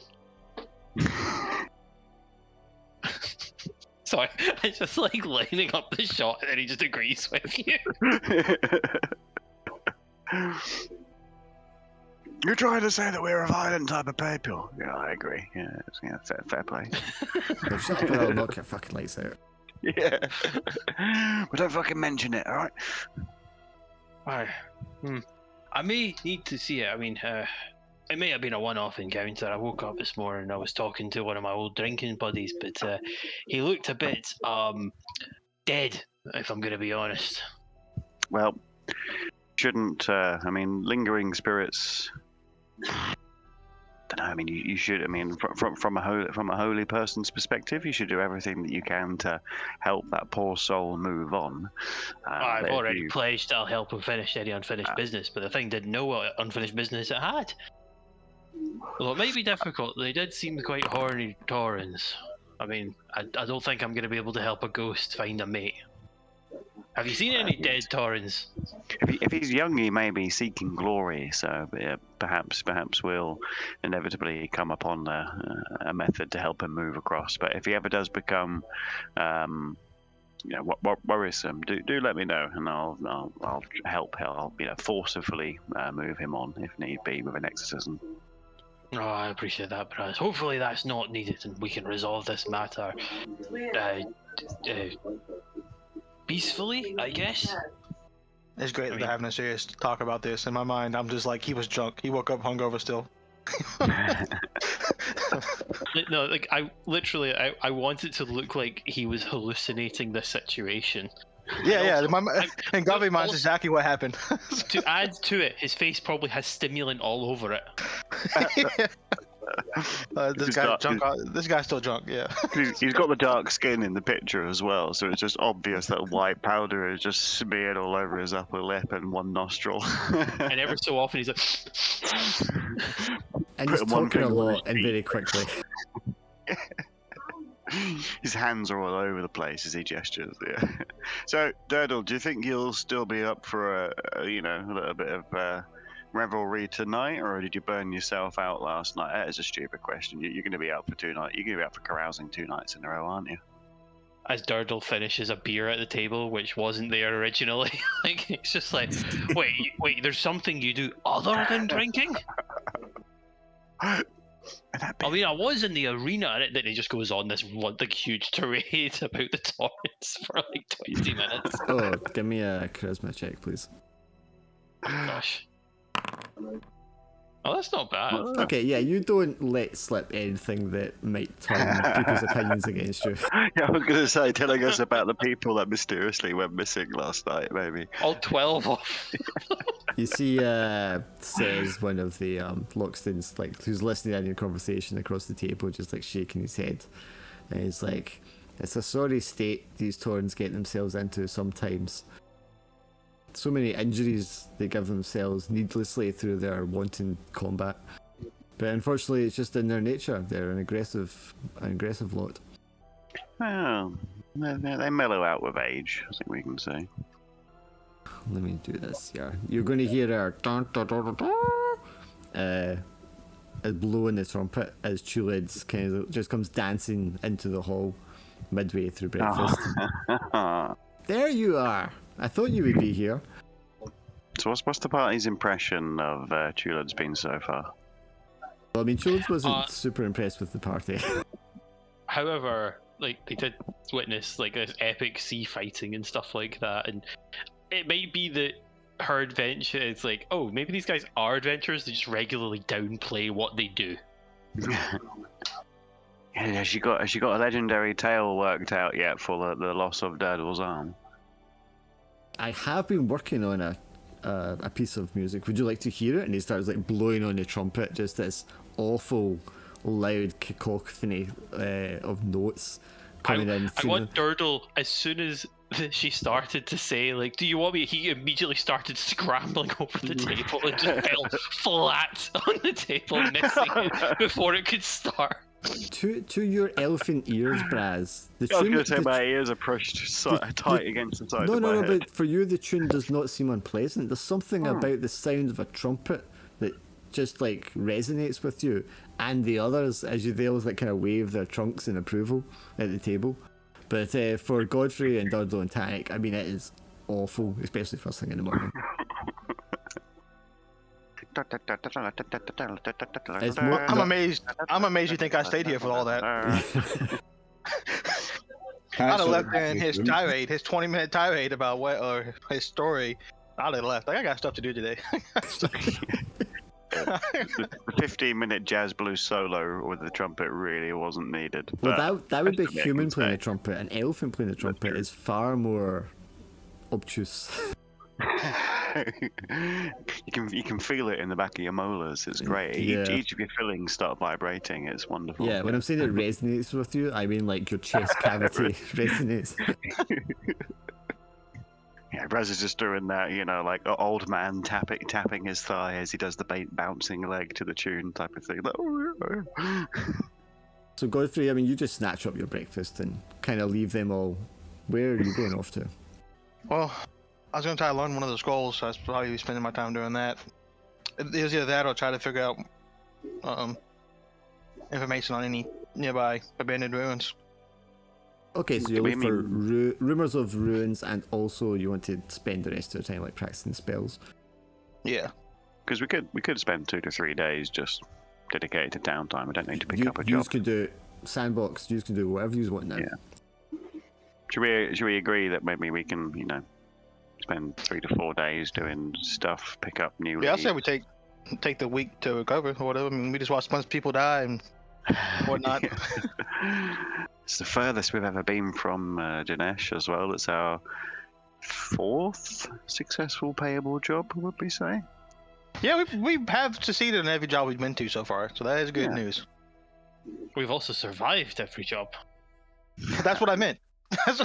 Oh, not all in one piece, but that reminds me actually. When you're saying survive there, it's like, yes, we actually finished the quest, so. Experience. Oh, more XP. Oh. So everybody gets 4 XP. 1 for surviving it, and 3 for completing it. And you will also get 1 XP for entering a new city.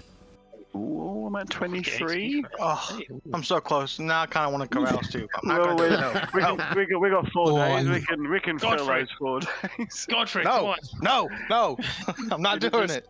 Does the timing and the cost for carouse still work with what we have available to us? Like, are we still able to see how much it costs? Yeah. It's just the results will be different. Yeah.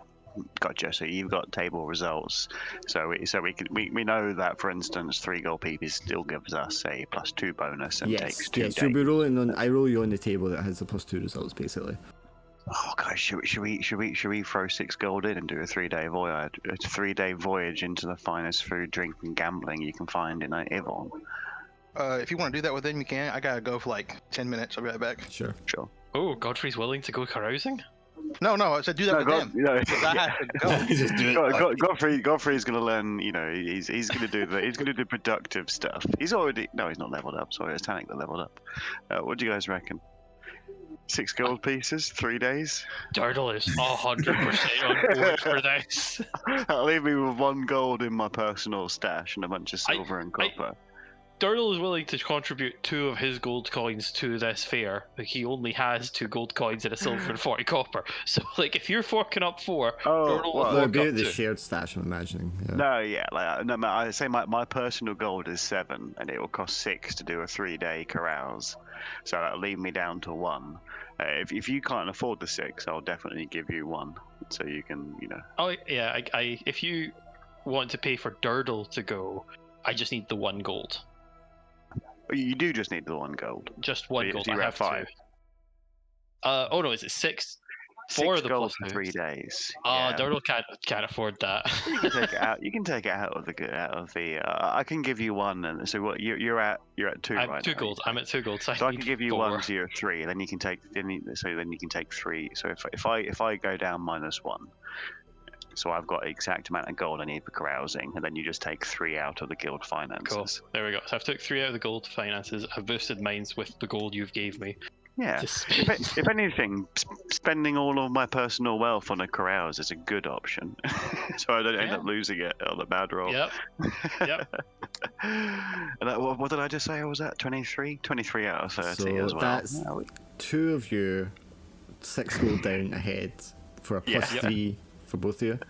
And for 3 days Tannic. worth of downtime spent. What are you wanting to put up for? Because I'm assuming you're going in for this as well.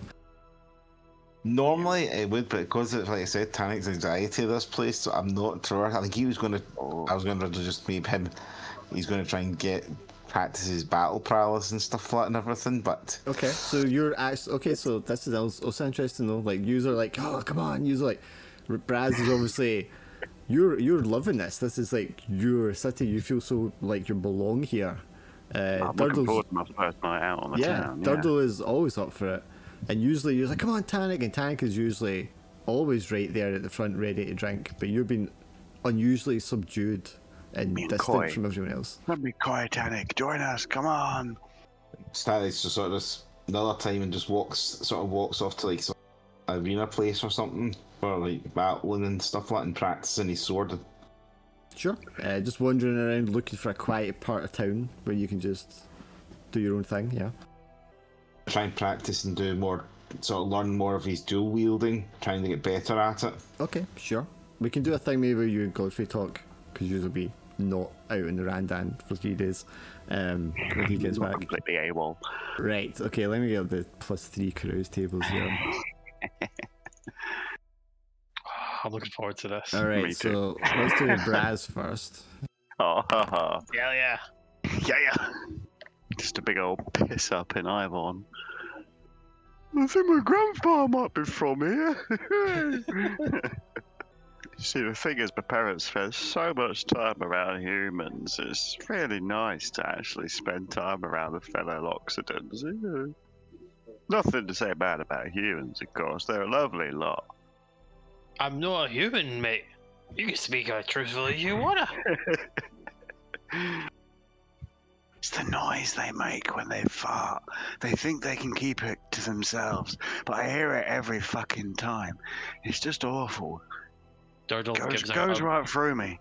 Durdle gives out a loud belch. Ah, you know what? You're onto something there.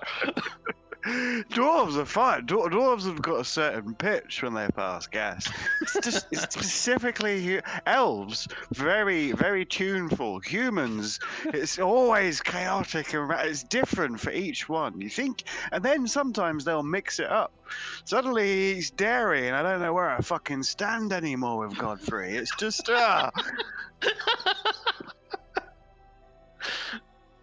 The fuck did I come back to? That apparently humans have a very chaotic fart, whereas the other races have very specifically tuned farts. Okay. I think that's the dangers of letting Braz close to the banana beer that I imagine Loxodon's like. This is fantastically entertaining, and Turtle is encouraging at every point and agreeing with it full-heartedly, going, I do agree, because sometimes when Godfrey lets passes wind, sometimes it's really loud, sometimes it's really quiet, and sometimes it's just silent, and you get hit by the wall of toxic gas. It's the silent ones are the worst, because I don't know how Tannic deals with it. His hearing has got to be just as good as mine, but Oh wait, isn't his sense of smell like way stronger than yours? Aye, remember that time we were Maybe I need a forced to bath. remember that time we were forced to eat lizard meat? That was a bad 48 hours for the both of us, I can tell you. Oh, that was some slimy meat. Dirtle's stomach grumbles in protest at the memory. We haven't had meat since we've got here. It's weird. And I think at that point it's like a charge out of the pub to go find somewhere that does meat on a stick somewhere. For some reason, some butchers have an abundance of beef for some bizarre reason. Strange. Oxtail soup everywhere. It's just... I'm worried how long Dark's been quiet for. No, I'm just After- listening to you. I'm also trying to like piece this here because it didn't give me the first part of the table when it rolled it. It just gave me like the second part. So I'm just trying to double check how much XP you get. Oh gosh. At least 7, right? I mean, that's... Good God.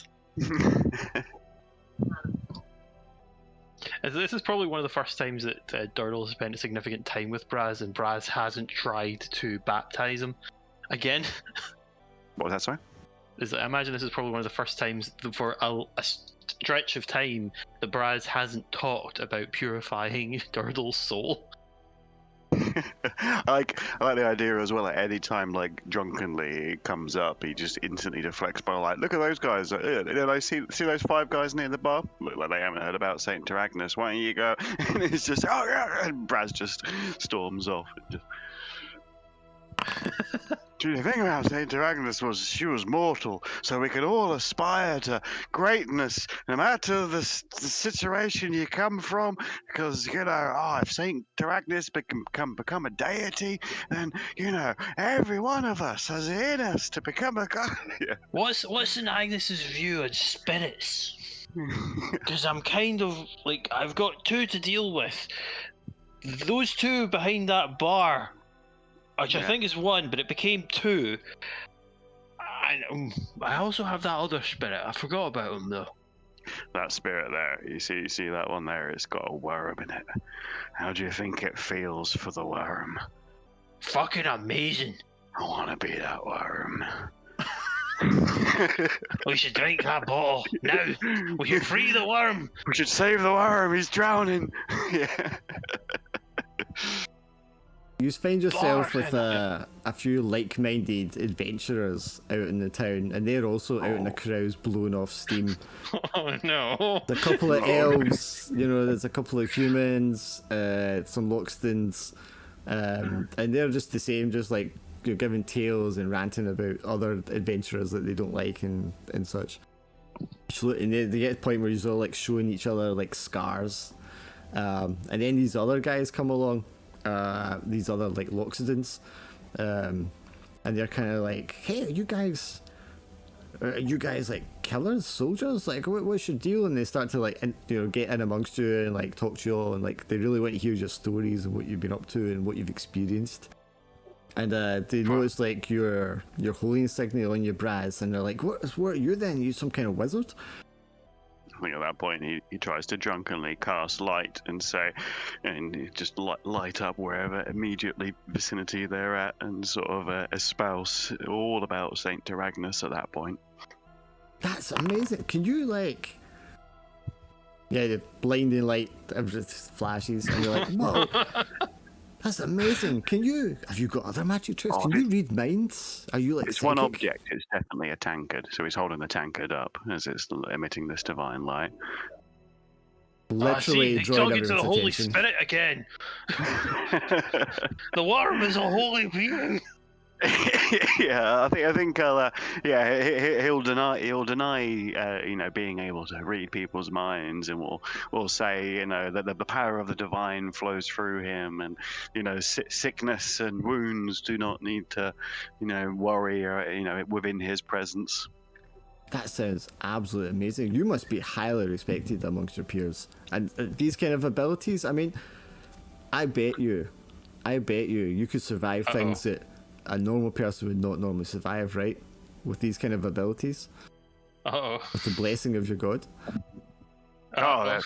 I'll tell you all about the things that we've managed to survive thanks to the blessings of my god, actually. There was this one time we stumbled upon a lion in its den.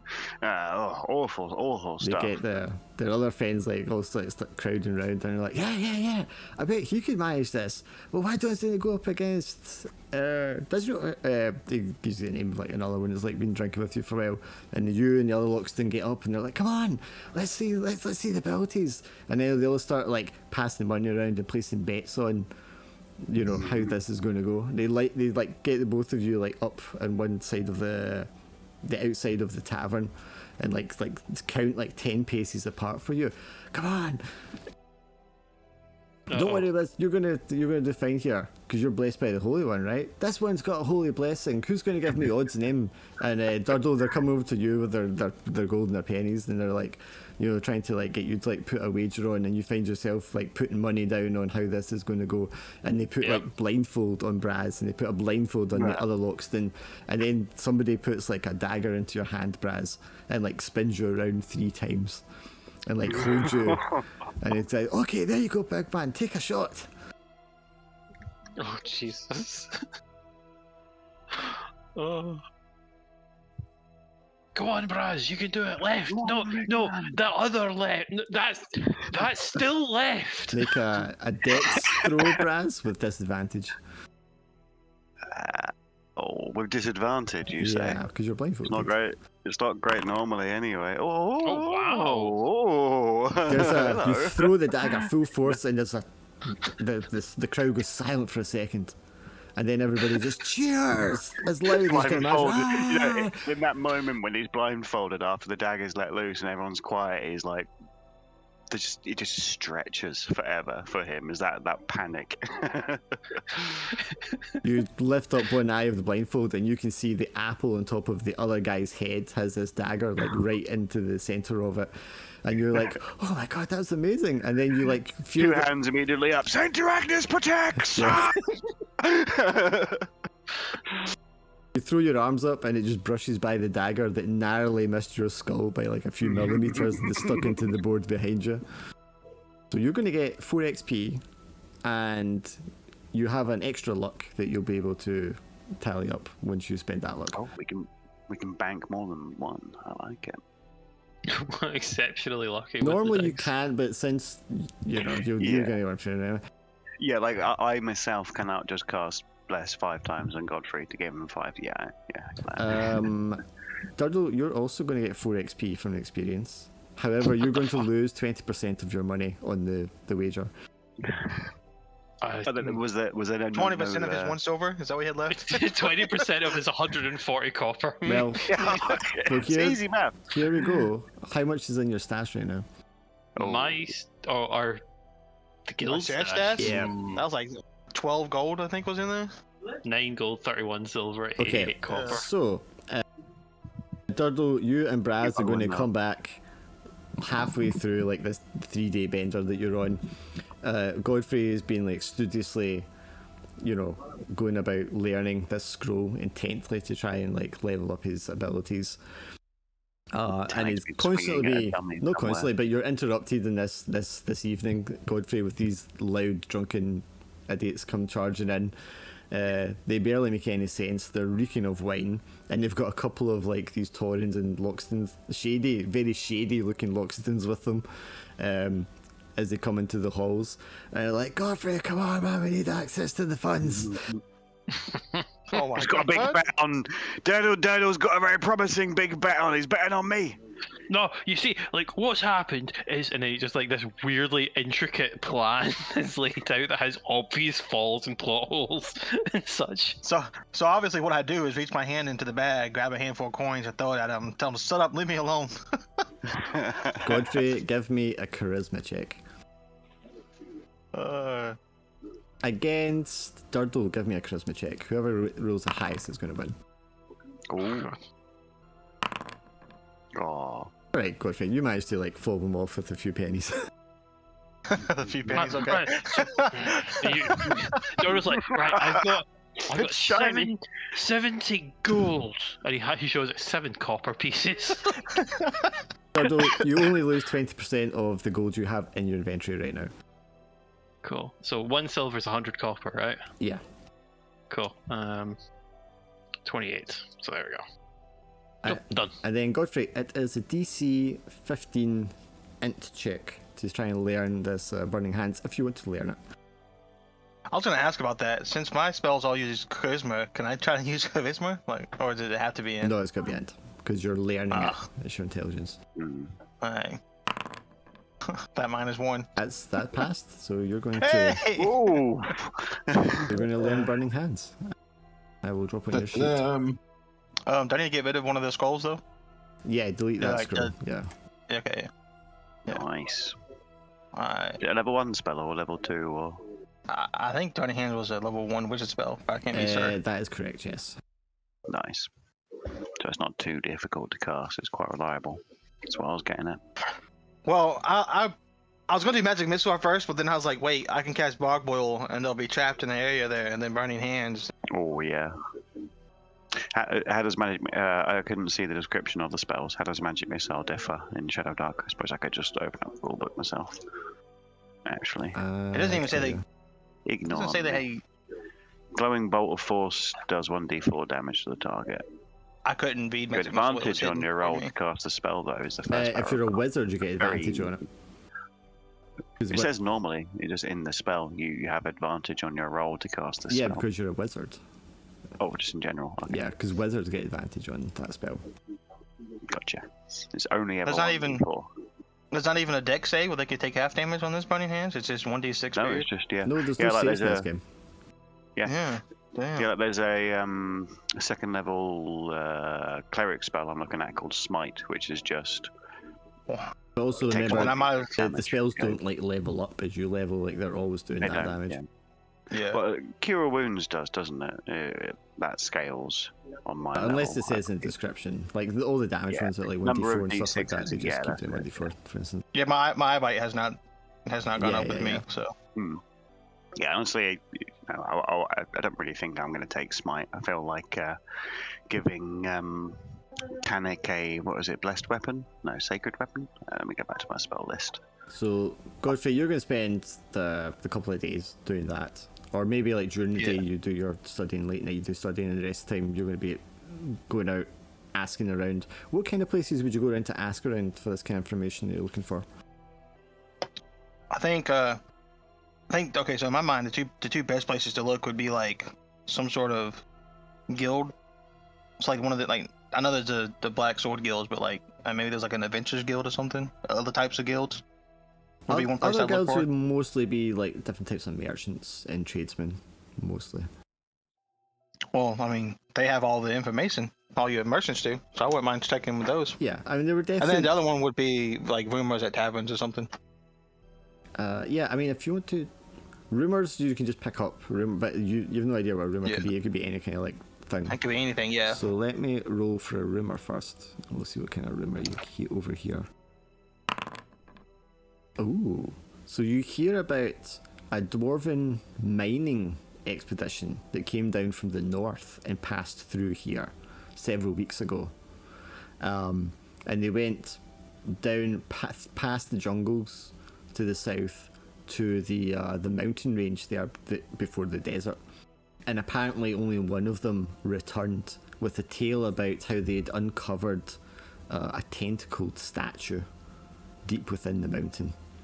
Tentacle statue. I mean, that's nice. But did he come back with any kind of jewels that he was trying to sell while he was spreading this information? He didn't come back with That's any what- jewels, but he told of like treasures beyond count, and that was like Ooh. the reason they were down there mining was because they'd heard about the great mineral wealth in the mountains down there. Yep. The dwarves yeah. dug deep in greedily. That's the kind of movement I'm looking for, baby. So that is your rumor, and then you can give me a charisma check, asking around the more educated persons for. Is it a particular place you're looking for, or is it just somewhere of interest? Well, when we came through here, we stopped at the other town, and I asked them about the temples, and they told me there was a couple that they knew Okay, about. so you around want Luxicon. the particular like locations. Yeah. Okay, yeah. So give me a charisma check then. There will be people who ace that. Who specialise in mapping and expeditions and going south. Gloom here probably has a lot of knowledge about the kind of people you would talk to find out that kind of thing if he doesn't know himself, for instance. Yeah. You get a verified location of one of these temples that exist in the deep jungle to the south. Isn't that the same direction the mining thing went? They went much further south, like way further on the map. But this one is like deep into the heart of the jungle. Right, so we could hit this one, and then if we didn't find anything, whatever, we could still keep going south for the mining. Totally. Yeah, I like that. Make a note that you know the location of one of the temples in the deep jungle. Make a note. We had notes, didn't we? They probably have like an old map. It's not been updated in a very long time, but they do have an existing map. It is like a known location to the Loxodon. And importantly also, it's a location that is forbidden for civilians. And while they're all doing this, Tanic, you are spending your time practicing what exactly? After like the fights in the boat, he feels inadequate as well in his combat, so he's training with like dual wielding now to try and boost his combat strength. Okay, so Well, he's feeling sort of uneasy around about the areas, basically. He knows he feels that there's something wrong here, but he can't picture what. Sure. You're wondering, like, looking to just like hone your skills, make up an inadequacy. And sorry, are you saying like there's something about the city that makes you feel uneasy? Yes, it's something like he can't recall from where or what. It could be something from his past when he was sort of abandoned, or it could be the fact it's just because he's aware there's more sort of Linux around the area and stuff like that, more than he's used to seeing around at one location, since they're all quite spread out usually, or most of them are like in battlefields everywhere. Sure. And as you're like looking at a city just for somewhere to find solace, to spend your time, to try and like assert your thoughts and analyze like what exactly is going on here, you find like a small private grove that's been tended in like a quiet far end like suburb of the city. Obviously, like there's lots of plants and that kind of stuff growing throughout the city, but this is one of these ones that's like specially curated, and the plants here they remind you of like the plains to the north before you hit like the Devillands, and this is an area where your people are originally from, where you're more familiar with. So it's like these kind of like yellowed grasses and very small like shrubs. So it's not like the lush verdant green plants of the jungle down here in the south. These are the kind of plants that usually only grow in these like drier plains that you're used to, and there's something very like comforting about that. There's no other Leots here. Doesn't seem to be anyone here. Maybe just a couple of humans that are like tending this grove, and they're dressed in these like very plain looking, muddy red coloured kind of like robes. Their heads are shaved, and they don't have any like markings or tattoos or anything like that. And they're just like quietly tending these plants and raking the grass to like sieve it through, and like one of them's on his hands and knees like picking out weeds and pests, and there's a very simple shrine at the end of this grove, and it is like a figurine of a lion goddess. Sort of like feel calm when walking in sort of the field bits, and sort of use a wee bit of my own sort of like knowledge of like herbalism to sort of like in the ground. Mm-hmm. Yep. So I see that sort of picking up, and I like put like sort of wee natural stuff that I've got carrying around with me, like could normally use to make herbs or just to improve the quality and that other thing. Yeah, you recognise like the plants here, like I said, of the plants of like your homeland basically. And one of these robed figures walks up to you. Ah, my friend, are you a follower of the good goddess? I wouldn't say so. Just something about this feels more calming than the rest of the city. Ah, she speaks to you then. It is not many of the Leots that give space in their mind to allow the goddess Enipe to speak to them.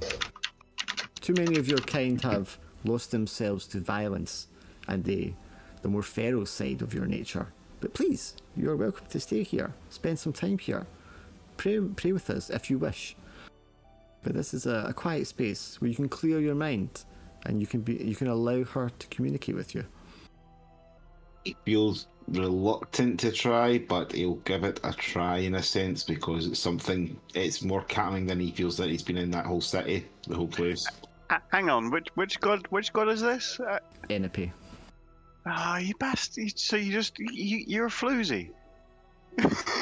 Technically, I'm sorry, he's you actually want to deity of listen to me Bramla. when I'm talking about Saint Agnes, but this fucking other priest comes up to you and you're like, No, oh, this that isn't a sounds lovely." priest. This is just a worshipper. Okay. Technically, his deity is Ramlet, by the way. Yes, Ramlet, I know. You're chaotic. That's what it's saying. Like, and you over the next couple of days, you come here just because it's somewhere you can get away and they don't bother you. You know, they just let you be. But like, maybe you pay attention as they're like saying their prayers to the goddess, and they explain to you. You know, you find that this is like the other side of you. Like the Ramlet is like bloody and violent and all the rest of it. But that's primarily like an orc god that a lot of your people have just adopted because you see yourselves as like these ferocious warriors. But the disciples here, they explain to you that Enipe is a much older goddess that's fallen out of favour, but was originally from your culture and was like a very popular goddess in times before. She was the goddess of like the plains, the fertility, and the cycles of life. So it brings back like childhood thoughts before like the land was taken from them all, basically. Well, that's sort of his realization after like spending a couple of days there. He sort of starts his realization of where he feels this sort of comfort from. And they explain to you that you're free to follow any god that you wish to follow, but if you want to start dedicating some of your time and thoughts to Enipe, there is another path for you and your people. As he sort of considers it, he just feels a sort of burning sort of like cessation of his mark that he got from that sort of like reminder of his betrayal and that from his people, though, in a sense as well. His sort of conflict between it all. But yeah, I mean, they teach you how to pray to her, how to speak to her, how to listen to her, and it's just basically teaching you how to meditate, which is something that you've never really been exposed to before. But in doing so, you can also spend the time here to hone your skills, and it's weapon mastery you want to go for. Yeah, weapon mastery. With the longsword. Be any longsword, not just Elvish longswords, obviously. Sure, so that is a int check, and it starts at a DC of 18. But if you fail, it will be 15 the next time. Oh wow.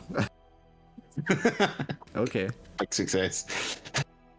You need to remind me to give you a thing for this. But yeah, so where's the learning thing? Oh, bells. Do you want another +1 to hit and damage rolls with the weapon? Would you prefer to crit on a 19 and a 20? Or do you want to increase the damage size of swords? That sounds better if you're dual wielding, right? So your longswords would become D10. So you're rolling 2d10 on damage, wouldn't you? Yeah, I think that sounds like a better idea. I think the D10, because then I've also get 2 chances of doing higher damage either way. Plus my ability already means I've already got an automatic. My lowest is a 3 basically every time in damage as well just now. Right, increase weapon die damage. See how this works. Oh, you got that set up, have you? That's good. Well, Foundry it's a pre-existing impression level up, so I just need to like tweak it, nice. I think. I don't know if I need to set it for weapon here. Is it? Yeah, I was going to say, is it blanket or is it per weapon ID or? It's maybe per weapon thing. I'm just trying to see what they've got it set up like. System bonuses, weapon damage die. Yeah, I'm not sure So how now, that's Titanic is a giant lion man wearing what armor? You got Titanic? Is it like leather type of? He's got basically elven leather cuirass just now armor. So he's got like fine leather armor, dual wielding 2 elven longswords like an absolute badass. And an elven helm as well to make sure. Where his does his mane stick out at odd angles around the helm as well? Basically, yeah. Yeah. Goes to the ballet, puts on the helmet, and that's it. I've got proper helmet mane, I do. That did not bump up the die size, so I don't know how that works. I'm not sure if it's better getting the hit rate anyway. Actually, I was thinking about that because the hit rate would be better because I'm guaranteeing. I can say is that so? The 3 options are +1 to attack, +1 to damage, or increase the damage dice of one specific weapon. Is that the? Yeah, the all +1 of that to one melee specific weapon. spell attacks and damage with the weapon. You can crit on a 19 instead of a 20 with that weapon, or the you increase the damage dice for that Or weapon. is it 4 options then? So It's 3 options. Attack. Plus 3. one attack and damage is a single option. Gotcha. So it's combined. That is I've nice. got that already. I've got that naturally twice already. Just now, Yeah. so my lowest of them is a 3. Damage I will cause to any enemy basically at the moment. That's like the equivalent of a +3 enchantment bonus in early D&D. Essentially, you got +3 attack, +3 damage. It's always So, what choice do you want to take? So one will be increase my damage automatically. So my lowest would be either a 4 in damage. What's your main attacking stack? Is it stat, your strength or something? Has that got a bonus to it or? Yeah, he's got a +3 and a +2 to it already. You're already at +5 to hit. If you go up to +6 with a minimum of 4 damage, that's nice. But Yeah, that's what I'm thinking because enemies have got a higher chance of hitting, and then that's basically what I'm trying to get more better chance of hitting. So. And they're already D8 weapons, and you're rolling 2D8, take the higher. And extra, because like if you go to +3, then your minimum damage is 4 anyway, so that's quite nice. Okay, so you want the +1 then, yeah. Yeah, we'll do it. Right, that's easier to give you. I don't know why the damage thing doesn't work. You must need to select it when you get it or something. Like just dragging over doesn't seem to work. Yeah, I definitely like the sound of the +1. I might forego a bit of carousing next time. Whilst I'm here as well, when I get roll for my herbalism as well to see what I'm finding any new herbs or anything. Yes, you can do that as well, yeah. So it's my new one, I get advantage with it. Yay! Right, the only thing is, I don't know how to limit this by weapon. Oof. So advantage, so it's the 16, which is 18. Yeah, I told you already. There are unique tags you can give per weapon that you can line up to. I need to delve into the code that they've got for the module to see.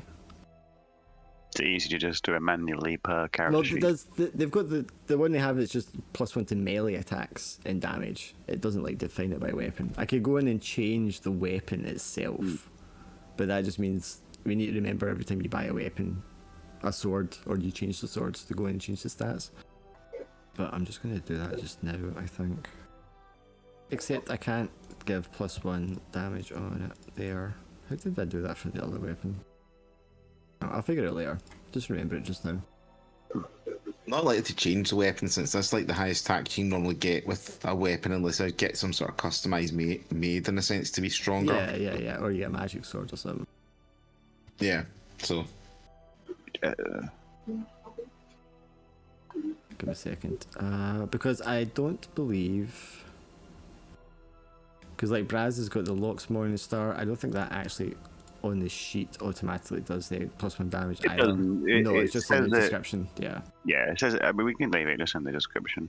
It's fine. Yeah. 'Cause it's Right, quite so you're obvious. just gonna be the same tank. I'll give you a thing so it's on your sheet, but you're just gonna remember you got +1 damage and +1 attack on them.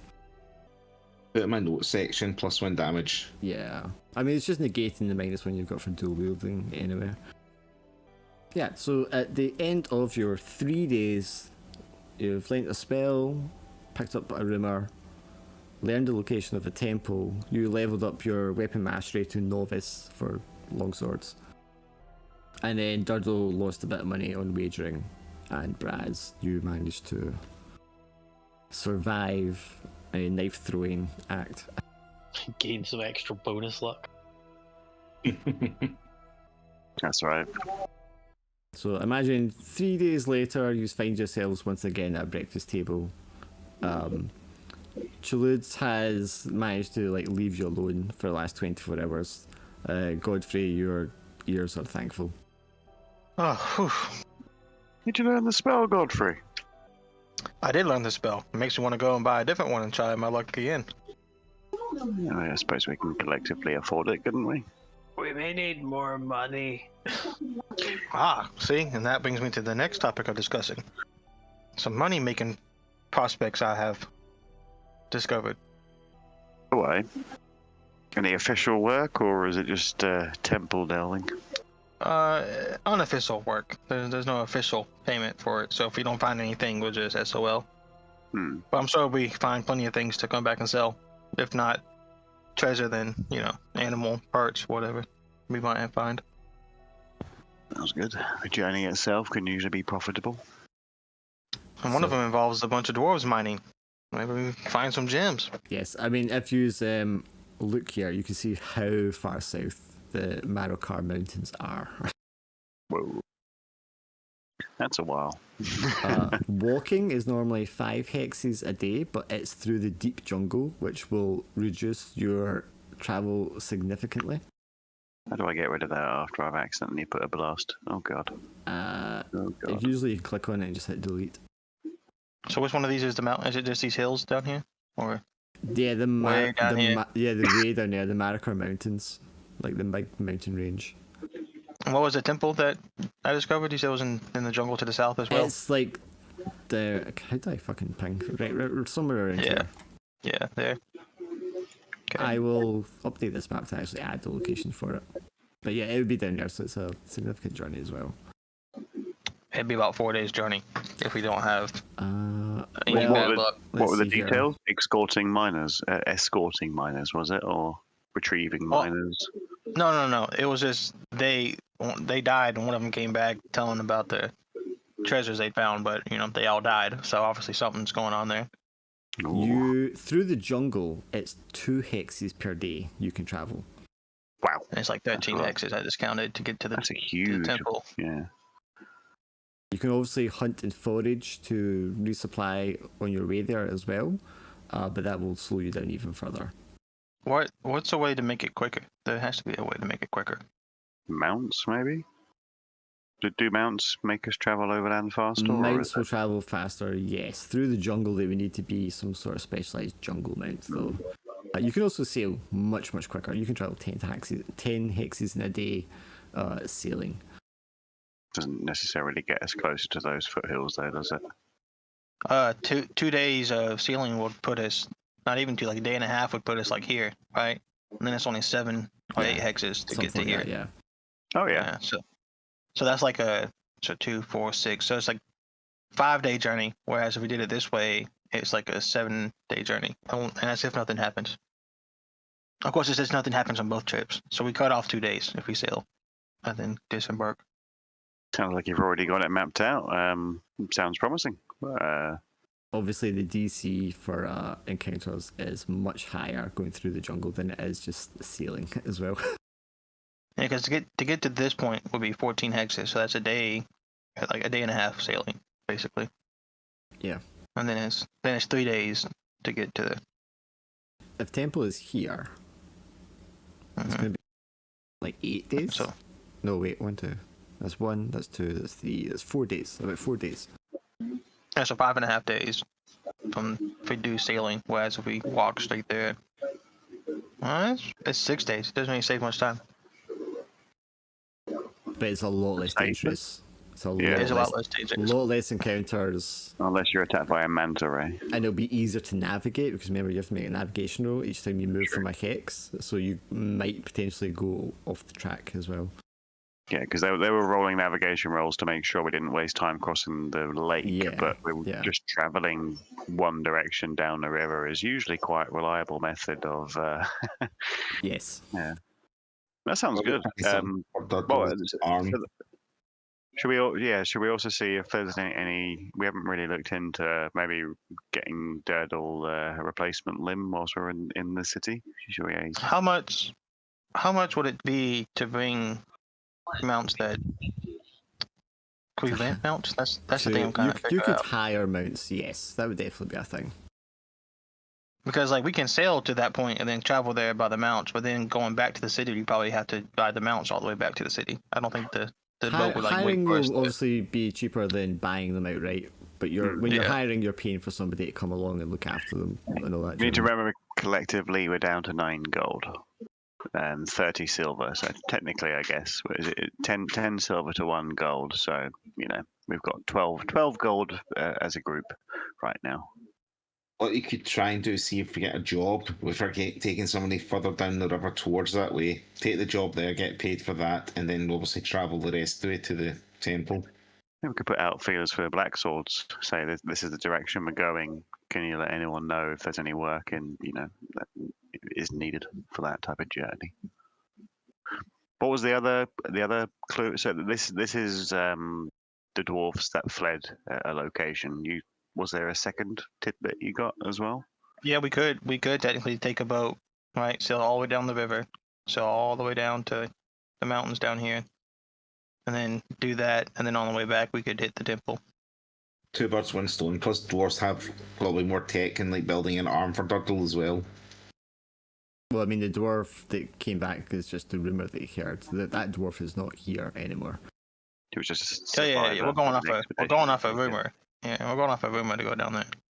So. I mean, the most obvious answer for Durdle would be to find a cleric capable of casting the 4th level spell Regenerate, and how much they would charge to cast that spell on him.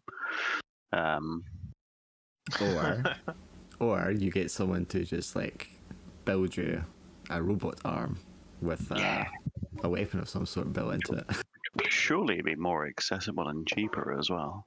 I just need to get a 4-foot long sword, and some armor. Do you want the arm to look like a canine? giant trunk? We are in Loxodonia right now, so you can get like a giant trunk arm, like a prehensile. No, okay. It's up to you guys. Where you want to go? I would just say make sure you're adequately provisioned for any journey. But if I take this back to the Ivern, you should be able to go to the overland map through the navigation in the top left of the screen at any time, so you can look at it. Anic's still in a good mood from being relaxed over everything, so at the moment he'll follow what the main consensus is. I mean, it sounds like Godfrey's already got a pretty decent path laid out for us. Braz is very much happy to be the treasurer, but not necessarily the decider on where we go and what we do. But if Godfrey's already got the map planned out for us to see what caused the dwarves to flee or what killed the dwarves, and also hit a temple on the way there, that sounds like a pretty decent next step. How many rations should we bring? Because I've got a bit of capacity. Weirdly, losing an arm has freed up a lot of space for me. Really? I'm no longer carrying the extra shield and the extra weapon here. If you also want to try and do something about your arm here in the city by an artisan, a craftsman, or a priest or something like that, that would be something you could do as well. Well, so you guys could take a day to look into that, because I need to take a day, I would assume, to figure out, if we do that, I'm going to have to find a boat that'll take us down there. We'll have to figure out the mount thing if we do mounts. Oh, I mean, you can take as many days as you want. I mean, there's no rush at all. Yeah, we can spend multiple days preparing for the journey that we're going to take, and then also look for Durdle. Well, that's what I would spend my day figuring out how much money it will cost us first to even do that, so I can figure out if it's something we can do. Because right now I don't know. Maybe I have enough money. Maybe I don't. I don't know. I like the See idea if we of can get a scouting guide out as well, potentially, for that knows the area. If you want to hire on a guide, and then you can also liaise with him, how many rations do you think, type of thing.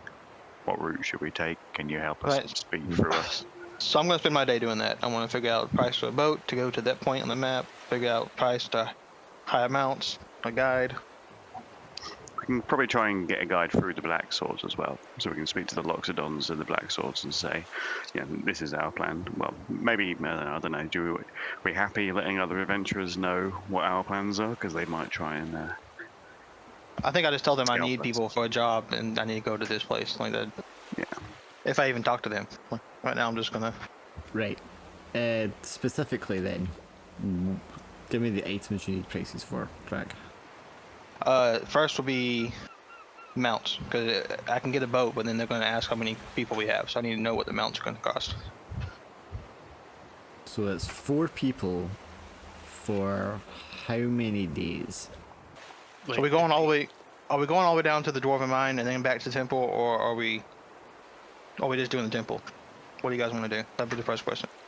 I feel like realistically, we want to maybe have it hired for double the length of time to travel there and back, at minimum. Maybe the temple. Say for the temple at a minimum just now. See what the minimum will be. Okay, yeah. So 2-day journey by boat, a day and a half journey by boat, and then we'll take the mounts. So that's another 6 days. We said 5 days.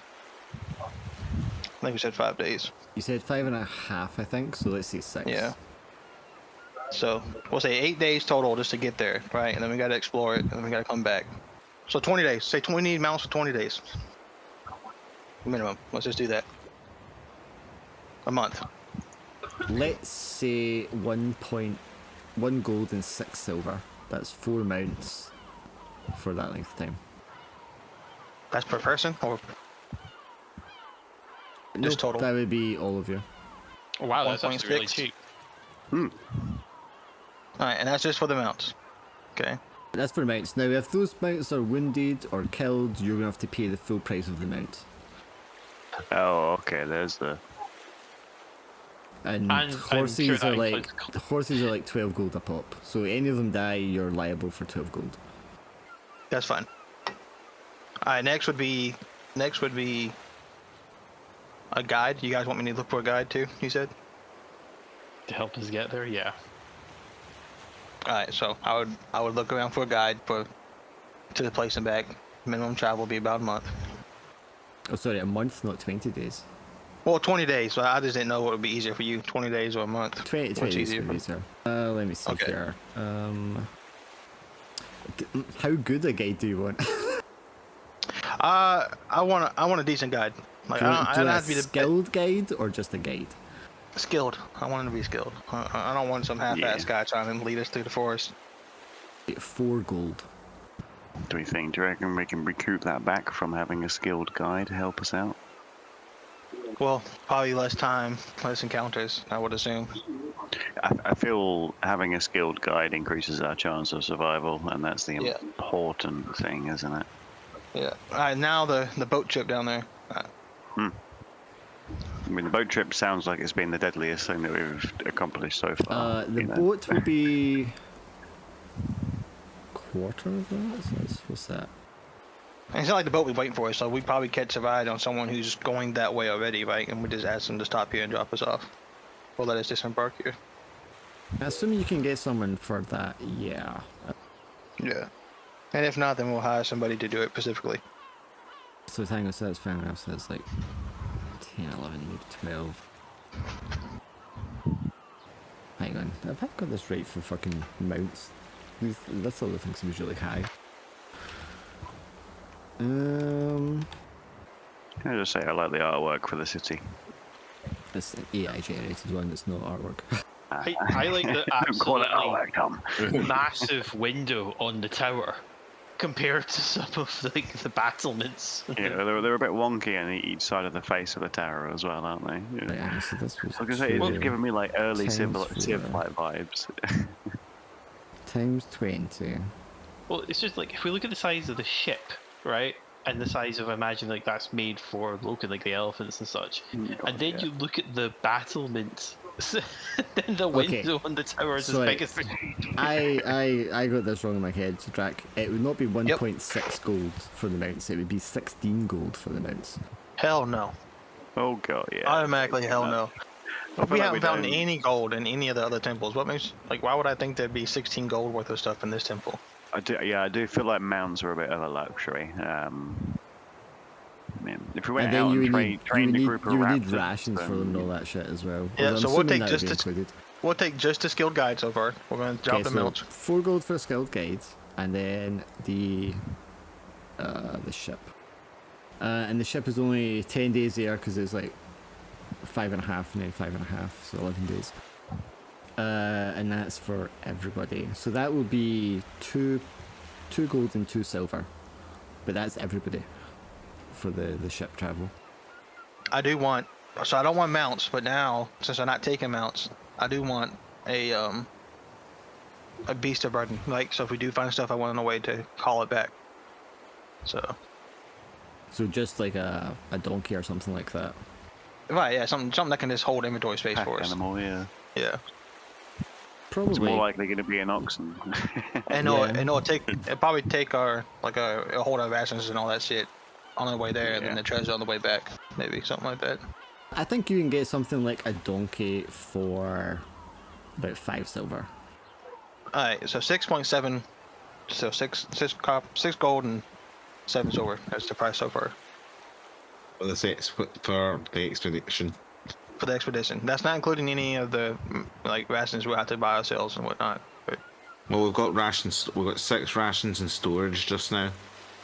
yeah, so I think we had a whole bunch of rations. Well, if it's 20 Yeah, we- days and there's 4 of you, that's 80 rations. Oof. Yeah, I'm carrying 6. But we'll find stuff in the jungle, right? Like that's You part can of the point. forage and you can can- hunt, yes, but you will be slowing yourselves down then because you're spending time foraging and hunting rather than traveling. We can Well, probably- I mean, 80 rations. Like, how much can this donkey hold? Because there's only 3 rations per inventory slot. what's 80 divided by 3? Like 10 into 60, and then. What's a wagon going to carry? What does Braz carry? 20, 25? 25's inventory slots, essentially. I don't know. Probably like 20, 25, yeah. Yeah. So I'm. Why am I up to 16 right now? Why is my inventory maximum 16? Doesn't feel right. It's your coin as well. Maybe. Thing, right? Yeah, I know, but it just feels like I feel like 14 is usually my average. I suppose Well, I've always got fatigue. We need 27 inventory slots to carry all the rations. Yeah, because if I was out without any fatigue, I've got 15 strength, 15 con, so I get 15 and then plus 2 from the con, so I'm usually at 17 slots total. So the ration thing, sorry to interrupt you, the ration thing seems like harsh obviously, but like that is kind of how this game is, because rationing and You know, that's fine. I got it. is a big part Big of it. bags. You'd also be able to leave stuff in the ship on the way back, probably, right? Well, I wasn't like, is that including the price of the ship staying around waiting for us to come back?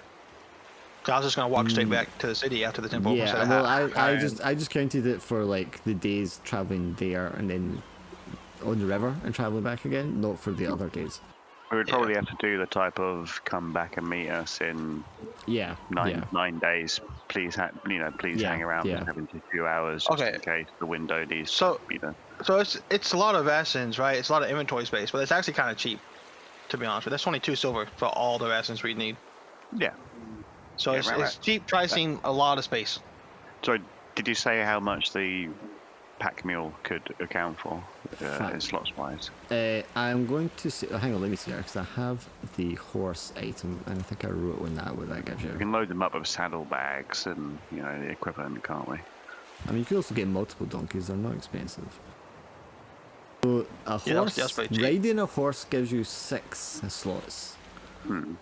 So like An 2 additional saddlebags 6. worth 3 or something. So maybe. let's say, Right, so let's say, it's an let's say a additional donkey 6 can slots. carry 12, right? Because it's going to be double.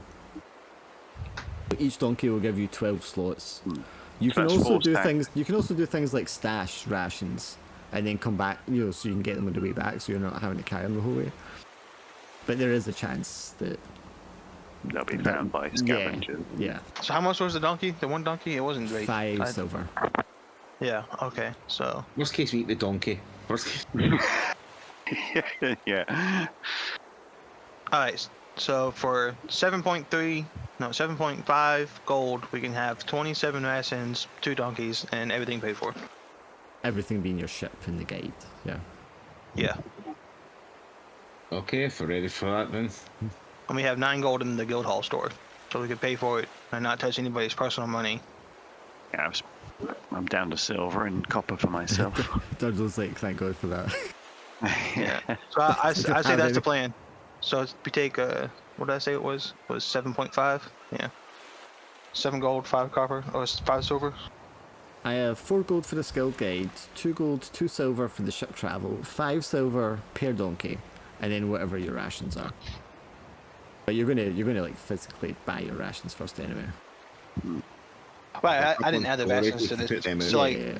7.2 was for all the transportation and the donkeys. Yeah. So that's 7.2, and then that's not including the rations, which we'd have to buy.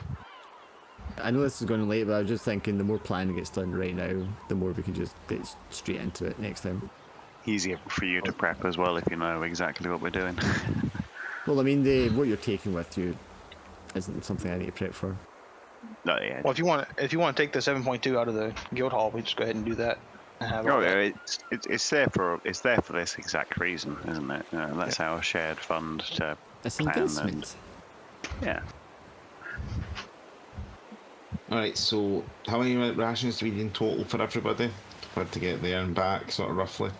27 rations gives us 80 rations for the trip, and we might need more than that, but we can just forage or whatever. So 20 27 for rations everybody. each, because that's 20 days travel. You need 1 ration per day. It's nice and easy. Okay, it's 20, so it's 80 rations. You need get 3 per. Well, there's no point saying 80 rations. You get 20 each. Is what you need if it's going to be that long. But we still got. That's just for us. We still got to pay for the 2 donkeys, and the guy can pay for his own. That comes out of his pocket. Can I make a request? Hmm? If we're getting a donkey, can we have a donkey token just like our characters? Oh, definitely, yes. We got 2 Well, it donkeys. might die, so yeah, I have to give you it. Oh, just so you get attached to it and then I can kill it. You also have your bard ally, who will be coming with you, This is true. because So he's your, I mean, he's your ally. He there also wants to introduce you to the king that he knows before you leave. Oh goodness. And we also have a ghost ally, but I don't know how useful that'll be. You have a ghost ally, yes. Doesn't need rations though, at the very least. So that's a positive net. It's 2 silver and 16 copper for all the rations needed. Nice. Take that out of the guild stuff. And the plan, if I'm right, are you going down to the mountains first, or are you just going to the temple? We were just going to the temple and back, because Okay, the so temple down- back's going to be. Downriver, and then across land to temple, then back, and then sailing back up again. Mhm. And then you can evaluate what you want to do from there. Okay. If you get back alive. We'll see the king. See the king would probably leave then and then head out then. Well, Makes sense. at the temple would be a good place to pause, and so if the temple isn't profitable enough, we can then decide to push on to the mountains and then loop back, maybe. Yeah. No, we don't have enough supplies to go to the mountains. Everything yeah. we have is just to make it to the temple and back. That's it. True. Well, I mean, if you end up in a survival situation in the jungle, that's just what happens. That's just Wandering lost, gameplay, boys. Yeah. Nothing wandering personal. lost. Decide which one of you's got more meat on their bones. And I haven't touched the gold in the You guild stop hall. looking at me. I think it'd be easier just to take it out when we go. Delete it how we. Before how we're and gonna get do seen. You should just nominate someone who deals with the money side of it. Right, because whoever takes it out has to delete it out of the inventory. Because I don't know how to delete it from the guild hall. Like I can withdraw all deposit if I'll I take can. it out. Right, but then I have to delete it from my inventory. That's what I'm saying. Like someone has to do the math and. Well, just reduce. Can you not just reduce what's in the guild hall without taking it into your inventory? Mm-mm. Oh. Just take it into inventory. So how much gold do we need to lose then? We need it's withdrawal. Do we work out the 7 total being- 7 gold, And how much silver? 2 silver. Alright, I'll take that out first, okay? Okay. Yeah, if you take it And, and then delete it from your character sheet. I shall mark here you have paid for the guide, your donkeys, and your ship travel. And now 2 silver. Did we? 16 Sorry, copper. you said donkeys plural. Did I miss when we were buying more than one? How many have we Yes. got? I got 2 donkeys because we need that much to carry all the We do. all the yeah. rations. I agree. Yeah, we're going for one. We may as well go for 2. So then it was more, 2 then we might be drawing, 2 silver drawing and predators. 16 copper. Take out. And then use that 2 silver 16 to buy the rations, yes? To buy 20 rations apiece, yes. So everyone has 20 rations apiece now. What's the best way to store them then? Stashed gear, I take it, or Once we get the donkeys, we'll just put them in that inventory. So Well, I'm not gonna do that because I just like we have it now, right? So if it goes over 20 days, then I need to start touching my personal rations. But if not, then I'm not gonna like. You see what I'm saying? That way, I'm not trying to add 20 rations to my stashed inventory. I will make, like I said, a donkey character, and you can just throw them on that. Yeah. currently sitting in my carried items just now. The Yeah, ration. that's fine, yeah, because you're not walking around with them, obviously. Cool. So, we feeling organised to just jump into it next time? Yep, I feel so. Alright, great. We will do a little scene where the bard introduces you to the king and stuff, and then you can, like, gear up and set off. Huzzah! And die and abruptly end the campaign. you all trail off into the wilderness, never to be seen again. Campaign over. Or one of you makes it back with 3 corpses, so you can all have the extra XP for your new characters. You guys played Oregon Trail before? It's very much like that. I am also debating buying another skull and then testing my luck on learning it. You may as well go all in, right? I'll just Yep. do on his last all-in drinking spree at one time. For I think success. Zardal should take. I'm out rest, broke, get fatigue out. but I am. Sorry, yeah, if anyone has any fatigue, just remove it, because obviously you'll get that back. And if anyone's missing HP, just recover that, because you'll obviously get that back. Well, I get to remove my last point of fatigue, do I? Mm-hmm. Obviously. Ooh, Yeah, because you're going to take as many days as you need before you have to set off, right? The -1 literally fucked me. Wait, you've got luck. Yeah, you have your luck. You so do have why luck. Not use And it? everybody else has use my luck, so you've got like luck 5 before. luck. That's true.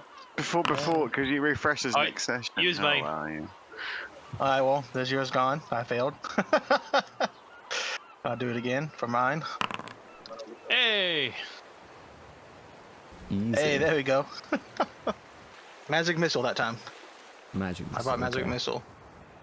Delete that scroll. Oh, quite an expensive one. I was able to buy magic missile because I sold the other scroll. Cause I did it on the first try for the other one. So I was like, hey, I still got another scroll left over. I'm just gonna sell this back. If I can bless you just before you go into downtime. That's always quite nice, I guess. Yeah. We just need to level up Braz, give him regeneration, and then I can grow my arm back. There's a restoration scroll for 30 gold here. I don't know if that would be enough to get your arm back. But Assuming that works on the Demonborn, yeah. yeah. But I didn't even look to see what it did. But I was like, 30 gold for that? That's got to be a good scroll or something. That's our Get rid. quest. There we go. Get Doddle's arm back. We need 30 gold. Based the scroll costs off of what level the spell was. Yeah. I can't see the description because I guess it's a spell wizards can learn. Oh, wizards can't. It's a priest one, yeah. Yeah. The touch of your hand, you expunge curses and illnesses. One curse, illness, or affliction of your choice affecting the target ends. You get rid of Durdle's heritage, he just falls down. Well, here's the thing, like I said, though, you can't get rid of battle scars normally. Yeah. Oh, is that like a way to get rid of an affliction? Yeah, that'd be You like do a that. curse or something that you've got Oh, on nice. you. I imagine I'd still keep the effect of the scar, but it would just be an ability to get the wield a weapon again. We'll get you a prosthetic. Don't worry, buddy. I'm telling you. Like, I'm not, I will admit, I just want to get an arm. I don't want to, remove the battle scar. I'm happy to keep the -1 AC. Yeah, I mean, you can either look for a priest before you set off to get that taken care of, or you can find a craftsman to craft you an arm. We'll do something like that. Well, I think we got enough gold now. We can't pay nobody for nothing.